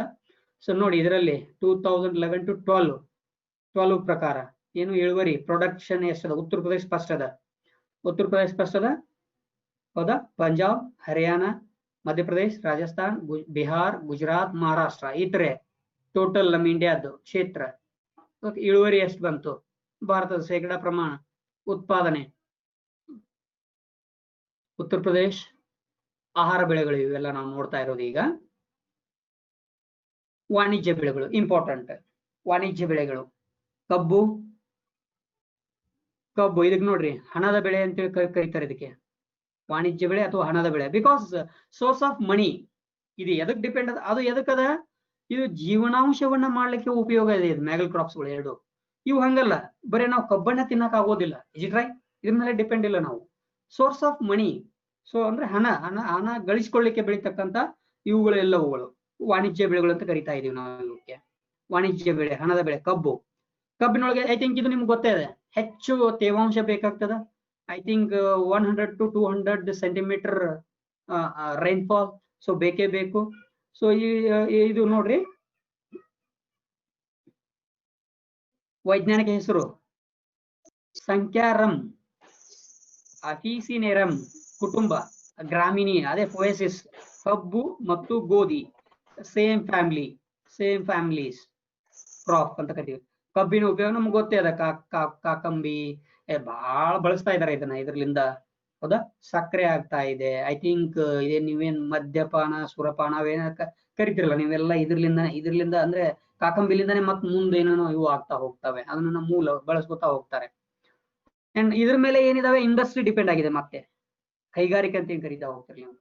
ಸೊ ಇಂಡಸ್ಟ್ರಿ ಟೈಪ್ಸ್ ಆಫ್ ಕೈಗಾರಿಕೆ ಅದ್ರ ಮೇಲೆ. ಹೌದಾ? ಸಕ್ಕರೆ ಹೆಂಗ್ ಬಂತು ಅಂತ ಹೇಳ್ತಾ ಇದ್ದಾನೆ. ಭೌಗೋಳಿಕ ಅಂಶಗಳು ಅದೇ ನಿಮ್ಗೆ ಹೇಳಿದ್ನಲ್ಲ ನಾನು, ಇದು 100 ಇಂದ 150 ಸೆಂಟಿಮೀಟರ್ ವಾರ್ಷಿಕ ಸರಾಸರಿ ಮಳೆ ಬೇಕು. ಕಬ್ಬಿಣದ ಸಕ್ಕರೆಯನ್ನು ಕೇನ್ ಶುಗರ್ ಎಂದು ಕರೆಯುವುದು. ಹೀಗೇನ್ ಬರ್ಲಿಕ್ಕಿಲ್ಲ.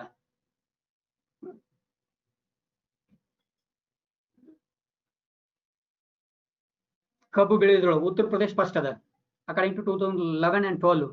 Maharashtra second, Karnataka third place ಅದ, ಸಾರಿ ಫೋರ್ತ್ ಪ್ಲೇಸ್ ಅದ ಕರ್ನಾಟಕ. ಪ್ಲೇಸ್ ಗಳನ್ನ ಕೇಳುವ ಸಾಧ್ಯತೆಗಳಿದಾವೆ, ಅದನ್ನ ತಾವು ಗಮನದಲ್ಲಿಟ್ಟು ನೋಟ್ಸ್ ಮಾಡ್ಕೋಬೇಕು. ಹೌದಾ? Map sugar cane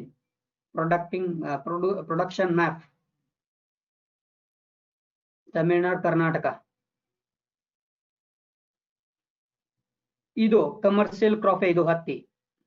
commercial crop ಹತ್ತಿ ಸಸ್ಯ ವಿಜ್ಞಾನ ಸಂಬಂಧವಾದ ಹೆಸರು.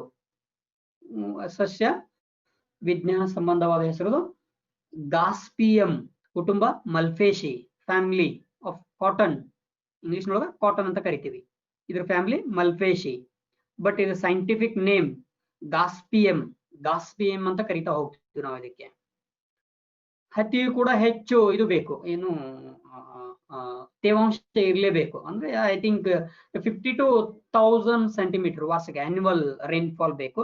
20 ಡಿಗ್ರಿ ಸೆಲ್ಸಿಯಸ್ಗಿಂತ ಕಡಿಮೆ ಆದ್ರೆ ಬೆಳವಣಿಗೆ ಕುಂಠಿತಗೊಳ್ತದೆ. 20 ಡಿಗ್ರಿ ಸೆಲ್ಸಿಯಸ್ ಮಿನಿಮಮ್ ಬೇಕೇ ಬೇಕು ಇದಕ್ಕೆ, ಹತ್ತಿ ಬರ್ಬೇಕಪ್ಪ ಅಂತಂದ್ರೆ. ಅಂದ್ರೆ ಹೆಚ್ಚು ತಂಪು ನಡೆಯಂಗಿಲ್ಲ, ಅದಕ್ಕೆ ಸ್ವಲ್ಪ ಉಷ್ಣಾಂಶ ಹೆಚ್ಚಿರ್ಬೇಕಲ್ಲೇ. ಹತ್ತಿ ಬೆಳಿತಕ್ಕಂತ ರಾಜ್ಯಗಳು, ಇದು ಟೈಪ್ಸ್ ಆಫ್ ಕಾಟನ್ ಅಂತ ಕರಿತೀವಿ ನಾವು. ಅದ್ರಾಗ ಮತ್ತೆ ಸಾಕಷ್ಟು ಇದಾವೆ ಈಗ. ಐ ಥಿಂಕ್ ಈಗ ಹಳ್ಳಿಗಾಡಿನ ವಿದ್ಯಾರ್ಥಿಗಳಾಗಿದ್ರೆ ತಮ್ಗೆ ಗೊತ್ತಿರ್ತದೆ. ಸೊ ಜವಾರಿ ಹತ್ತಿ, ಅದೇನು ಬಿಟಿ ಹತ್ತಿ, ಮತ್ ಕ್ರಾಸ್ ಹತ್ತಿ ಅಂತ ಬಂದಿದ್ದಾವೆ. ಐ ಥಿಂಕ್ ಅಗ್ರಿಕಲ್ಚರ್ ಮಾಡಿದವ್ರಿಗೆ ತಮ್ಗೆ ಗೊತ್ತಿರ್ತದೆ. ಇದು ಉದ್ದ ಎಳೆ ಹತ್ತಿ, ಅದ ಮಧ್ಯಮ ಎಳೆ, ತುಂಡು ಎಳೆ ಹತ್ತಿ ಅಂತ ಕರಿತೀವಿ ನಾವು. ಅದಕ್ಕೆ ಸ್ಪೀಸ್ ಮಾಡ್ಕೋ, ಅದರ್ ಟೈಪ್ಸ್ ಜಿಯೋಗ್ರಫಿ ಟೈಪ್ ನಾವೇನು species like that length of the cotton, ಅದ್ರ ಮೇಲೆ ಇದನ್ನ ಮಾಡ್ತಾ ಹೋಗ್ತೀವಿ. ಗುಜರಾತ್ ಫಸ್ಟ್. ಗುಜರಾತ್ ಇದು ಎಲ್ಲರಿಗೂ ಗೊತ್ತೇ ಇರ್ತದೆ ಆಲ್ಮೋಸ್ಟ್ ಆಲ್. ಗುಜರಾತ್ ಬಾಳ ಕಡೆ ಬಂದಿರ್ತದ, ಓದಿರ್ತೀರಿ. ಗುಜರಾತ್ ಈಗೂ ಕೂಡ ಹೋದ್ರು ಗುಜರಾತ್ ಫಸ್ಟೇ ಇರ್ತದೆ. ಬಿಕಾಸ್ ಲ್ಯಾಂಡ್ ಫ್ಯೂಚರ್ಸ್ ಅಗೇನ್, ಅಥವಾ ಸಾಯಿಲ್ ಫ್ಯೂಚರ್ಸ್, ಮಣ್ಣಿನ ಗುಣಲಕ್ಷಣಗಳು ಅಲ್ಲಿ ಅದಕ್ಕೆ ಸಪೋರ್ಟ್ ಮಾಡ್ತಾ ಇದೆ. ಸೊ ಅದಕ್ಕೆ ಅದು ಹೆಚ್ಚಿದೆ ಅಲ್ಲಿ ಯಾವಾಗ್ಲೂ.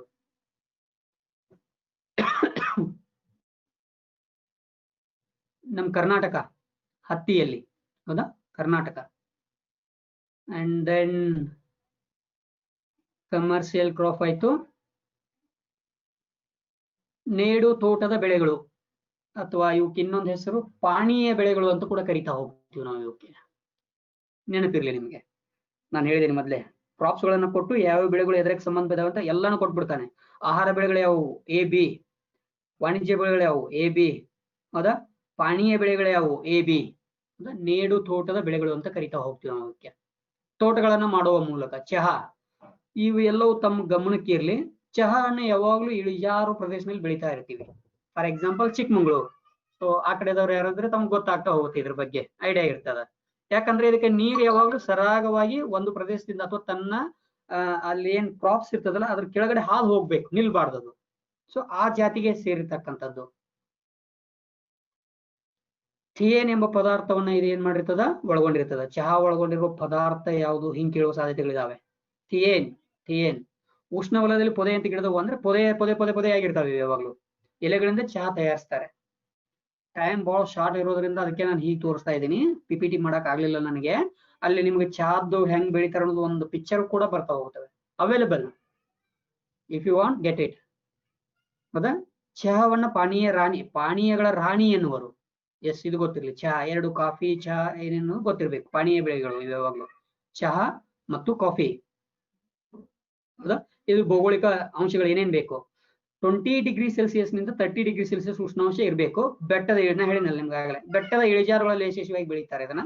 ಉಷ್ಣಾಂಶ, ಅದಕ್ಕೆ ಇದಕ್ಕೆ ಉಷ್ಣಾಂಶ ಓನ್ಲಿ 10 ಡಿಗ್ರಿ ಸೆಲ್ಸಿಯಸ್ ಕಡಿಮೆ ಮತ್ತು ಹೆಚ್ಚಾದರೆ ಚಹಾ ಗಿಡಕ್ಕೆ ಹಾನಿಕರ. ಇದನ್ನ ಏನ್ ಮಾಡ್ತಾರಂತಂದ್ರೆ, ಅದಕ್ಕೆ ಇದಕ್ಕೊಂದು ಎಸ್ಪೆಷಲಿ ಚಹಾ ಬೆಳಿಬೇಕಂತ ಸಂದರ್ಭದಲ್ಲಿ ಚಹಾದ ಬೆಳೆಯ ಪಕ್ಕದಲ್ಲಿ, ಅಂದ್ರೆ ಅದ್ರದ್ದು ಏನು ಎಸ್ಟೇಟ್ ಇರುತ್ತಲ್ಲ ಅದ್ರ ಪಕ್ಕಕ್ಕೆ ದೊಡ್ಡದಾಗಿರ್ತಕ್ಕಂಥ ಮರಗಳನ್ನ ಬೆಳೆಸ್ತಾರೆ. Because maintenance of the temperatures. So ಅದು ಮೇಂಟೆನೆನ್ಸ್ ಮಾಡ್ತಾ ಹೋಗುತ್ತೆ. ಆ ದೃಷ್ಟಿಕೋನದಲ್ಲಿ ಇಟ್ಕೊಂಡು ಇದನ್ನ ದೊಡ್ಡ ದೊಡ್ಡ ಗಿಡಗಳನ್ನ ಬೆಳೆಸ್ತಾರೆ ಅದಕ್ಕೆ. ಸೊ 150 ರಿಂದ 150 ವಾರ್ಷಿಕ ಮಳೆ ಅವಶ್ಯ ಅದ. ಬಟ್ ಮಳೆ ಬೇಕೇ ಬೇಕಿದಕ್ಕೆ. ಬಟ್ ಮಳೆ ಇಷ್ಟು ಬೇಕಂದ್ರೂ ಕೂಡ ಅದು ನೀರು ನಿಂತ ನೀರಾಗಿರ್ಬಾರ್ದು, ಸರಾಗವಾಗಿ ಗಿಡದ ಬಡ್ಡಿ ಅಂದ್ರೆ ತಳದಲ್ಲಿ ಹಾದು ಹೋಗ್ಬೇಕದು ಯಾವಾಗ್ಲೂ. ಅಂದಾಗ ಏನಾಗ್ತದ, ಆ ಕ್ರಾಪ್ ಚೆನ್ನಾಗಿ ಬೆಳ್ತಾ ಹೋಗುತ್ತೆ. ಟೀ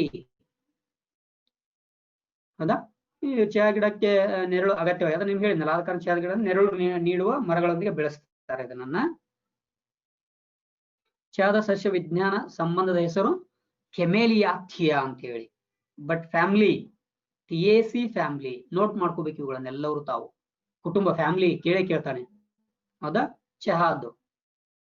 ಸೊ ಅಸ್ಸಾಂ ಪ್ರಭೇದ, ಬೋಹಿಯಾ, ಚೀನಾ ಪ್ರಭೇದ ಅಂತ ಕರಿತಾ ಹೋಗಿ, ಅಂದ್ರೆ ಟೈಪ್ಸ್, ಪ್ರಭೇದಗಳಿದಾವೆ ಚಹಾದ ಪ್ರಭೇದಗಳು. ಬಟ್ ಚಹಾದಲ್ಲಿ ಇರತಕ್ಕಂಥ ಪ್ರಮುಖ ಪದಾರ್ಥ ಥಿಯೇನ್. ಚಹಾದ ವಿಧಗಳು ಎಷ್ಟು, ಇಲ್ಲಿ ರೊಬಸ್ಟಿಕಾ ಅಂತ ಬರ್ತವೆ. ಐ ಥಿಂಕ್ ಇಲ್ಲ, ಇದ್ರಲ್ಲೆಲ್ಲ ಕಾಫಿ, ರೊಬಸ್ಟಿಕಾ ಕಾಫಿ. ಇಲ್ಲಿ ಹುಳಿಸಿದ ಚಹಾ ಅಂತ ಕರಿತೀವಿ. ಅಂಡ್ ಹಸಿರು ಚಹಾ, ಗ್ರೀನ್ ಟೀ ಅಂತ ಏನ್ ಕರಿತಾ ಹೋಗ್ತಿರೋದು ಉಲಾಂಗ್ ಟೀ ಅಂತ ಕರಿತೀವಿ ನಾವು ಇದಕ್ಕೆ. ಅಂಡ್ ಬ್ಲಾಕ್ ಟೀ, ಇದು ಗೊತ್ತೇ ಅದ ಎಲ್ಲರಿಗೆ ಆಲ್ಮೋಸ್ಟ್ ಆಲ್. ಬ್ಲಾಕ್ ಟೀ ಮನೇಲಿ ನಾವು ಮಾಡ್ತಾ ಇದೀವಿ. Black tea, green tea, oolong tea. I think ಫ್ಯಾಕ್ಟ್ರಿದೊಂದು ಇಮೇಜ್ ನಿಮ್ಗೆ ಸಿಗ್ತಾವೆ, ಸಾಕಷ್ಟು ಇಮೇಜ್ ನೋಡ್ಬೋದು ಪ್ರಾಡಕ್ಟ್ ಹೆಂಗ ಆಗ್ತಾ ಇದೆ ಅಂತ ಹೇಳಿ. ಆಲ್ಮೋಸ್ಟ್ ಆಲ್ ನಾವು every year V visit tea factory. ನಾವು ಪ್ರತಿ ವರ್ಷ ಟೀ ಫ್ಯಾಕ್ಟ್ರಿ ನೋಡ್ತಾ ಇದೀವಿ, ವಿಸಿಟ್ ಮಾಡ್ತಾ ಇದೀವಿ ನಮ್ಮ ತರಗತಿ ವತಿಯಿಂದ ನಾವು, ಹೌದಾ. ಎಸ್, ಚಹಾ ಬೆಳೆಯುವ ಕ್ಷೇತ್ರ ಅಂಡ್ ಪ್ರೊಡಕ್ಷನ್ 2011 to 12 ಆಸಾಂ ಯಾವಾಗ ಫಸ್ಟ್ ಇರುತ್ತೆ, ಪಶ್ಚಿಮ ಬಂಗಾಳ ಅಂಡ್ ಇತರೆ ರಾಜ್ಯಗಳು. ಅಸ್ಸಾಂ ಮೋಸ್ಟ್ ಇಂಪಾರ್ಟೆಂಟ್ ನಮ್ಮ ಭಾರತದೊಳಗೆ ಚಹಾ ಉತ್ಪಾದನೆಯಲ್ಲಿ, ಅಸ್ಸಾಂ. ಸೊ 81%, 5.81%. ಒಟ್ಟು ಭಾರತದ್ದು 8.65, ಹೌದಾ. ಅಂಡ್ ಕ್ಷೇತ್ರ and percentage 79. And next Tamil Nadu, Kerala, ಕರ್ನಾಟಕದ್ದು ಅಂದ್ರೆ ಇಲ್ಲಿ ಡಿವೈಡ್ ಮಾಡ್ಕೊಂಡಿದ್ದಾರೆ, Tamil Nadu, Kerala, Karnataka. North East, south ದಕ್ಷಿಣ ಭಾರತ, ಸೌತ್ ಇಂಡಿಯಾ. ಸೊ ಇಲ್ಲೇ ನಮ್ಮ ಕರ್ನಾಟಕ ಕೂಡ ಹೌದು, ಒನ್ ಆಫ್ ದಿ ಮೋಸ್ಟ್ ಪಾನೀಯ ಬೆಳೆಗಳಲ್ಲಿ ಭಾರತದ ಒಟ್ಟು ಇದರಲ್ಲಿ. ಮತ್ತೆ ಓಕೆ, ಅಸ್ಸಾಂ, ಪಶ್ಚಿಮ ಬಂಗಾಳ. ನಮ್ಮ ಕರ್ನಾಟಕದಲ್ಲಿ ಎಲ್ಲೆಲ್ಲ ನೀವು ಗಮನದಲ್ಲಿ ಇಟ್ಕೋಬೇಕು. ಮತ್ತೆ ಕರ್ನಾಟಕ ಇಲ್ಲಿ ನೋಡಿ, ಹಾಸನ ಮತ್ತು ಚಾಮರಾಜನಗರ ಚಹಾ ಉತ್ಪಾದಿಸುವ ಪ್ರಮುಖ ಜಿಲ್ಲೆ. ಹಾಸನದೊಳಗೆ ಸ್ವಲ್ಪ ಬೆಳಿತಾರೆ, ಚಾಮರಾಜನಗರ ಬೆಳಿತಾರೆ.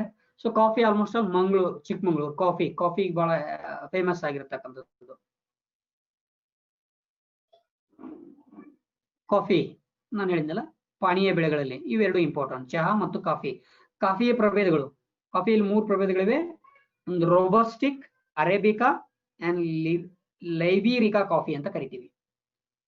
Robust coffee, arabic coffee, liberica coffee ಅಂತ ಕರಿತಾ ಹೋಗ್ತೀವಿ. ಸೊ ಇದು ಇಂಗ್ಲಿಷ್ ನಲ್ಲಿ ಕೂಡ ಹೀಗೆ, robust coffee, arabic coffee, liberica coffee.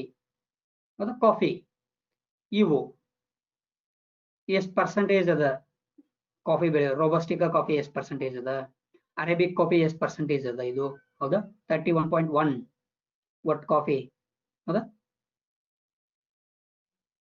ಇದು ಹಣ್ಣು ಒಳಗೊಂಡಿರ್ತದೆ. ಐ ಥಿಂಕ್ ಆಲ್ಮೋಸ್ಟ್ ಅಲ್ಲಿ ಎಲ್ಲರೂ ನೋಡಿರ್ತೀರಿ. ಕಾಫಿ ಏನ್ ಕ್ರಾಪ್ಸ್ ಅಂತ ಹೆಂಗಿದೆ, ಕ್ರಾಪ್ಸ್ ಅನ್ನ ಮತ್ತೆ ಅವ್ರು ಪುಡಿ ಮಾಡಿ ಇದನ್ನ ಮಾಡ್ತಾ ಹೋಗ್ತಾರೆ. ಇದು ಸೇಮ್. ಸೊ ಸುಮಾರು ಇದು ಹಂಗೆ, ಅಂದ್ರೆ ಇಳಿಜಾರು ಪ್ರದೇಶಗಳಲ್ಲೇ ಬರೀತಾರೆ. ಉಷ್ಣ ಬೆಳೆ ಆಗಿದೆ ಇದು, ಹೀಗಾಗಿ ಇದಕ್ಕೆ ಉಷ್ಣ ಮತ್ತು ಆರ್ದ್ರ ವಾಯುಗುಣ ಅವಶ್ಯಕ ಬೇಕು. ಹ್ಯುಮಿಡಿಟಿ ಇರ್ಬೇಕು ಇದಕ್ಕೆ, ಟೆಂಪರೇಚರ್ ಅಂಡ್ ಹ್ಯುಮಿಡಿಟಿ ಬೇಕೇ ಬೇಕಾಗ್ತದ. ಸೊ ಇಲ್ಲೇ ನೆರಳು ಅವಶ್ಯಕ, ಸೇಮ್ ಇದಕ್ಕೂ ಕೂಡ ಮತ್ತು ಹಾಗೆ. ಈಗ ಪಾನೀಯ ಬೆಳೆಗಳು ಎರಡು ಸೇಮ್ ಫ್ಯೂಚರ್ಸ್ ಅನ್ನ ಒಳಗೊಂಡಿದ್ದಾವೆ. ಹೌದಾ, ನೀರ್ ನಿಲ್ಲದೆ ಹರಿದು ಹೋಗ್ಬೇಕು, ಬೆಟ್ಟದ ಇಳಿಜಾರ ಇರ್ಬೇಕು ಯಾವಾಗ್ಲೂ. ಕಾಫಿ ಹಣ್ಣುಗಳು ಮಾಗುವ ವೇಳೆಯಲ್ಲಿ ಒಣ ಹವೆ ಬೇಕಾಗ್ತದ, ಹ್ಯುಮಿಡಿಟಿ ಬೇಕಾದ, ಒಣಗ್ಬೇಕಪ್ಪ ಅಂತಂದ್ರೆ ಅದು, ಹೌದಾ. ಇದ್ರ ಸಸ್ಯ ವಿಜ್ಞಾನ ಸಂಬಂಧ, ಸೈಂಟಿಫಿಕ್ ನೇಮ್ ಅರೇಬಿಕಾ ಕಾಫಿ ಅಂತಾನೆ ಕರೀತಾರೆ. ಇದ್ರದ್ದು ಫ್ಯಾಮಿಲಿ ರೋಬಿಯಸ್ ಫ್ಯಾಮಿಲಿ ಅಂತ ಕರಿತಾ ಹೋಗ್ತೀವಿ. ಈ ಕಾಫಿ ಬೆಳೆಯ ಒಂದು ಕುಟುಂಬ ಯಾವ್ದಪ್ಪ ಅಂದ್ರೆ, ಫ್ಯಾಮಿಲಿ ಯಾವ್ದಪ್ಪ ಅಂದ್ರೆ ರೋಬಿಯಸ್ ರೋಬಿಯಸ್ ಫ್ಯಾಮಿಲಿ ಇಲ್ಲಿದೆ ನೋಡಿ, ನಿಮ್ ಪಿಕ್ಚರ್ ನಲ್ಲಿ ಕಾಣ್ತದೆ. ಈ ಬೀಜಗಳನ್ನು ಹರಿತಾರೆ, ಹರಿದು ಇವುಗಳನ್ನ ಆರ್ದ್ರತೆಯಲ್ಲಿ ಒಣಗಿಸ್ತಾರೆ. ಇಲ್ಲಿ ನಡೀತಾ ಇದೆ ಕಲ್ಟಿವೇಶನ್ ಅಂತ ಕರಿತೀವಿ ನಾವು ಇದಕ್ಕೆ. Cultivation and collecting of coffee collect ಮಾಡ್ತಾರೆ, ಒಣಗಿಸ್ತಾರೆ, ಅಗೇನ್ ಅದನ್ನ ಪುಡಿ ಮಾಡಿ ಏನು ಪ್ರೊಡಕ್ಟ್ ಮಾಡ್ತಾ ಹೋಗ್ತಾರೆ. ಹಂಚಿಕೆ ಡಿಸ್ಟ್ರಿಬ್ಯೂಷನ್ ಎಷ್ಟೆಷ್ಟಾಗಿದೆ? 3 ರಾಜ್ಯಗಳ ಒಳಗೆ, ಅವುಗಳಂದ್ರೆ ಕರ್ನಾಟಕ, ಕೇರಳ ಮತ್ತು ತಮಿಳುನಾಡು. ಕಾಫಿ ಒಳಗ ಕರ್ನಾಟಕ ಫಸ್ಟ್, ಚಹಾದೊಳಗ ಆಸಾಂ ಫಸ್ಟ್. ಹೌದಾ? ಕರ್ನಾಟಕ, ಕೇರಳ ಮತ್ತು ತಮಿಳುನಾಡು ಒಟ್ಟು 92% ರಷ್ಟು ಉತ್ಪಾದನೆ ಮಾಡ್ತಾವೆ ಇವು 3 ರಾಜ್ಯಗಳು ಕೂಡಿ. ಉಳಿದದ್ದು ಏನದ ನಿಮ್ಗೆ ಸಮಥಿಂಗ್ ಅದನ್ನು ಬೇರೆ ರಾಜ್ಯಗಳು ಏನ್ ಮಾಡ್ತಾ ಇದಾವೆ, ಬೆಳೀತಾ ಇದಾವೆ. ಉಳಿದಿದ್ದು ಒಡಿಶಾ, ನಾಗಾಲ್ಯಾಂಡ್ ಆ ಕಡೆ ಸ್ವಲ್ಪ. ಹೌದಾ? ಅರೇಬಿಕ್ ಎಷ್ಟದ, ರೋಬಸ್ಟ್ ಎಷ್ಟದ ಕರ್ನಾಟಕದ್ದು ಒಟ್ಟು ಶೇಕಡ. ಹೌದಾ? 72%. ನಾನು ಹೇಳಿದ್ನಲ್ಲ ನಿಮ್ಗೆ, first place in the coffee Karnataka. ಹೌದಾ? ಸೊ 72%, ಕೇರಳ 20%, ತಮಿಳುನಾಡು 5%, 35. ಹೌದಾ? ಅಸಾಂಪ್ರದಾಯಿಕ ಪ್ರದೇಶ ಅಂದ್ರೆ ಇತರೆ ಅದರ್ಸ್ ಸ್ಟೇಟ್ಸ್ 1.88. ಕರ್ನಾಟಕದೊಳಗ ಹೌದಾ, ಇಲ್ಲಿದೆ ನೋಡಿ, ಚಿಕ್ಕಮಗಳೂರು 2ನೇ ಸ್ಥಾನದಲ್ಲಿ. ಅಂದ್ರೆ first Kodagu. Kodagu first state. Kodagu 2ನ್ನ ನೆನಪಿಡ್ಬೋದು ನೀವು. ಲೋ ಡೆನ್ಸಿಟಿ ಆಫ್ ಕರ್ನಾಟಕ, ಅತ್ಯಂತ ಕಡಿಮೆ ಜನಸಾಂದ್ರತೆ, ಅತ್ಯಂತ ಹೆಚ್ಚು ಕಾಫಿ ಬೆಳೆಯುವ. ಎರಡಕ್ಕೊಂದು ಸಿಮಿಲಾರಿಟಿ ಅದೇ ನಾನು ಹೇಳಿದ್ನಲ್ಲ, ಹಿಂಗ್ ಸಿಮಿಲಾರಿಟಿ ಮಾಡ್ಕೊಂಡು ನೆನಪಿನಲ್ಲಿ ಇಟ್ಕೋಬೇಕು ನಾವು ಒಂದೊಂದನ್ನ. ಕೊಡಗು ಒಂದ್ ಡಿಸ್ಟಿಕ್ ಅನ್ನ ಒಂದ್ ಕೋಡ್ ಮಾಡೋದು, ಮಾಡಿ ಕ್ರಾಪ್ಸ್ ನಲ್ಲಿ ಏನದ, ಡೆನ್ಸಿಟಿ ಏನದ, ಅಲ್ಲಿ ಪಾಪ್ಯುಲೇಷನ್ ಏನದ, ಅಲ್ಲಿ ಲಿಟ್ರಸಿ ಏನದ, ಅಲ್ಲಿ ಸೆಕ್ಸ್ ರೇಷಿಯೋ ಏನದ, ಹಿಂಗ್ ಒಂದೊಂದೊಂದೊಂದು ಡಿಸ್ಟಿಕ್ ವೈಸ್ ನೀವು ಪಾಯಿಂಟ್ ಮಾಡಿ ಇಟ್ಕೊಂಡು ಓದಿದ್ದೆ ಆದ್ರೆ ಯಾವುದೇ IAS ಎಕ್ಸಾಮ್ ಇರಲಿ ಅದನ್ನು ಈಸಿಲಿ ನಾವು ಸಕ್ಸಸ್ ಆಗ್ಬೋದು ಅದರಲ್ಲಿ.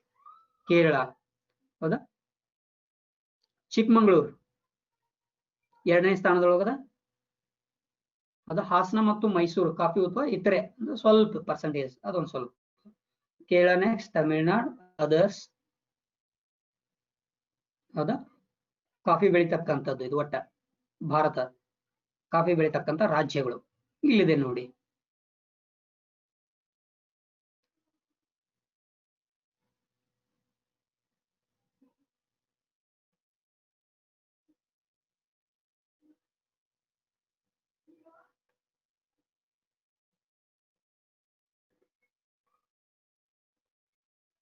Wait, just 1 minute.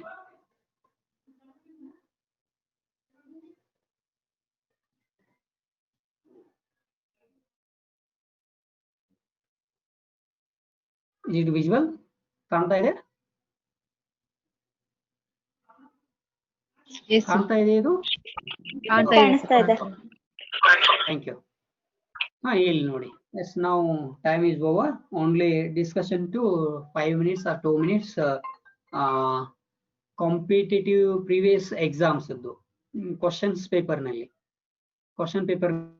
ನಲ್ಲಿ ಹೀಗೆ ಕೇಳ್ತಾ ಹೋಗ್ತಾರೆ. ಈ ಕೆಳಗೆ ಕಾಲಂ ಎ ರಲ್ಲಿ ಬೆಳೆಗಳು ಹಾಗೂ ಕಾಲಂ ಬಿ ರಲ್ಲಿ ಬೆಳೆಗಳ ವಿಧಗಳನ್ನ ನೀಡಿದೆ. ಗೋಧಿ, ಕಬ್ಬು, ಟೀ, ಹತ್ತಿ, ಪಾನೀಯ, ನಾರಿನ, ತೋಟಗಾರಿಕಾ, ಆಹಾರ, ವಾಣಿಜ್ಯ. ಅದೇ ನಾ ಹೇಳಿದ್ನಲ್ಲ ಹಿಂಗ್ ಕೇಳ್ತಾನೆ ಪ್ರಶ್ನೆಗಳನ್ನ ಅಂತೇಳಿ. ಈ ತರನ ಕೇಳ್ತಾವ. ಈ ಸಲ ಏನ್ ಮಾಡ್ಬೋದು ಅವರು? ಸೊ ಇಲ್ಲಿ ನಿಮ್ಗೆ ವೈಜ್ಞಾನಿಕ ಹೆಸರನ್ನ ಕೊಟ್ಟು ಈ ಕಡೆ ಬೆಳೆಗಳನ್ನು ಕೊಡುವ ಸಾಧ್ಯತೆಗಳಿದಾವೆ. ಸೊ ಹಿಂಗ ನಾವು ಲಾಜಿಕ್ ಆಗಿ ಥಿಂಕ್ ಮಾಡ್ತಾ ಹೋಗೋಣ. ಇಲ್ಲಿ ವೈಜ್ಞಾನಿಕ ಹೆಸರನ್ನ ಕೊಡ್ತಾ ಹೋಗ್ತಾನೆ, ಇಲ್ಲಿ ಕ್ರಾಪ್ಸ್ ಗಳನ್ನ ಕೊಡ್ತಾನೆ.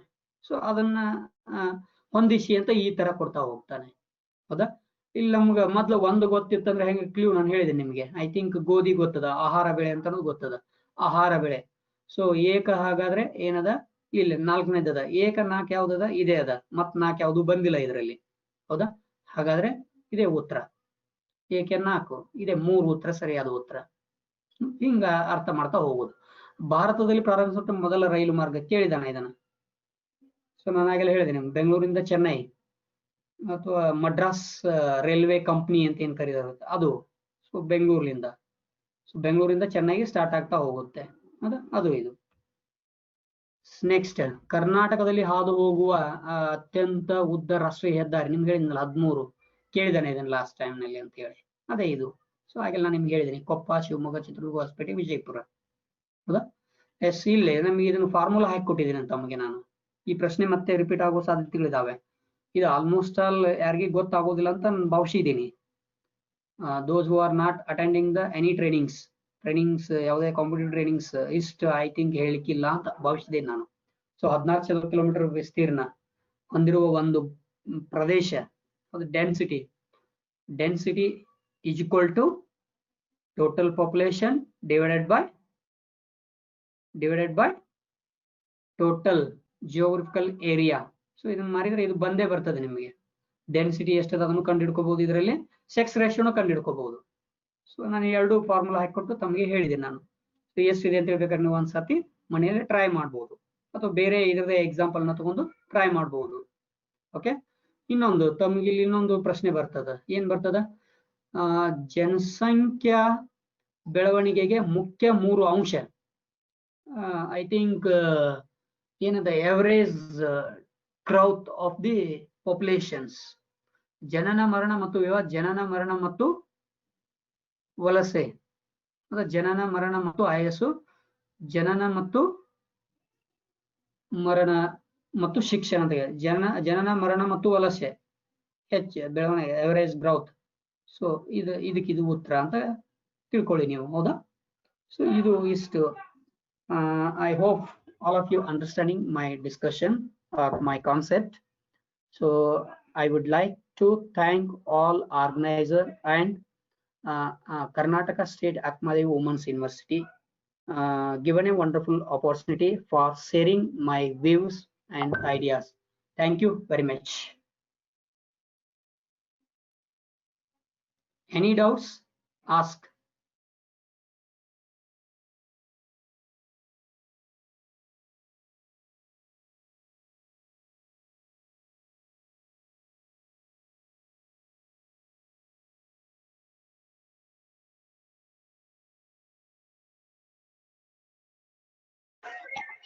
Hello sir.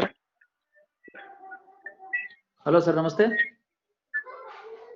Sir, namaste. ನಮಸ್ತೆ, ಹೇಳಿ ಸರ್. ಸರ್ ಸ್ಟಾರ್ಟ್ ಮಾಡೋಣ ಸರ್. ನೀವು ಸ್ಟಾರ್ಟ್ ಮಾಡ್ತೀರಿ ಸರ್? 1-2 minutes sir. ಏನಾದ್ರು ಕ್ವಶನ್ಸ್ ಇದ್ರೆ ಕೇಳಿ, ಅವರು 1 ನಿಮಿಷ ಅಥವಾ 2 ನಿಮಿಷ. ಸರ್ ಒಂದ್ ಡೌಟ್ ಇದೆ ಸರ್, ಕೇಳ್ಬೋದು ಸರ್? ಹಾ ಕೇಳಿ ಸರ್, ಕೇಳಿ. ಸರ್ ನೀವು ಲಾರ್ಜೆಸ್ಟ್ ನ್ಯಾಷನಲ್ ಹೈವೇ ಇಂಡಿಯಾದಲ್ಲಿ ಹೇಳ್ಬೇಕಾದ್ರೆ NH7 ಅಂತ ಹೇಳಿದ್ರಲ್ಲ ಸರ್, ಆಕ್ಚುಲಿ ಹೌದು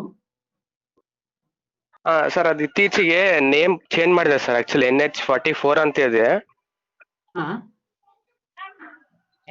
north to south sir.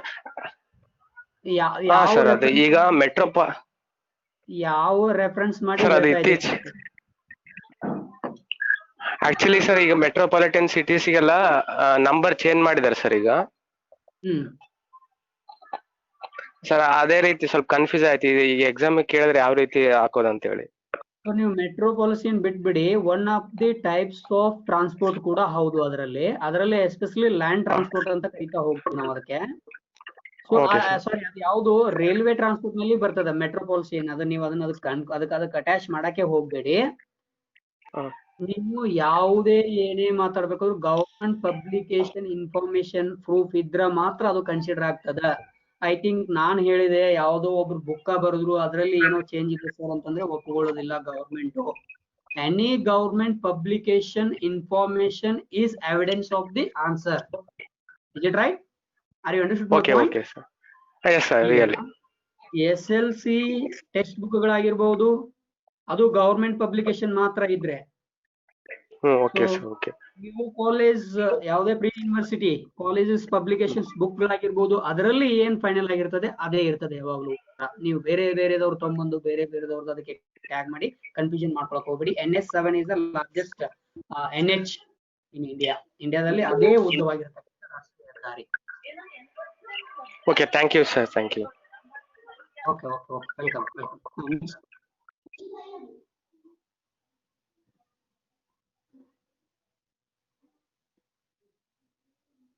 Yes, anybody, any doubts? I think ವೇಳೆ ಅಭಾವ ಬಹಳ ಇದೆ ನನಗೆ. So I think this is my last class. I hope all of you understanding of my concept and my lecture.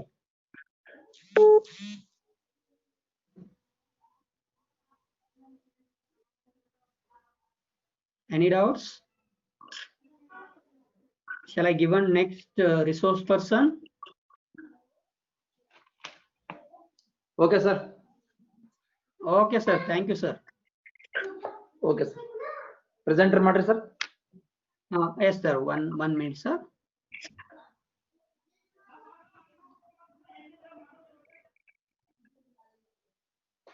Sir.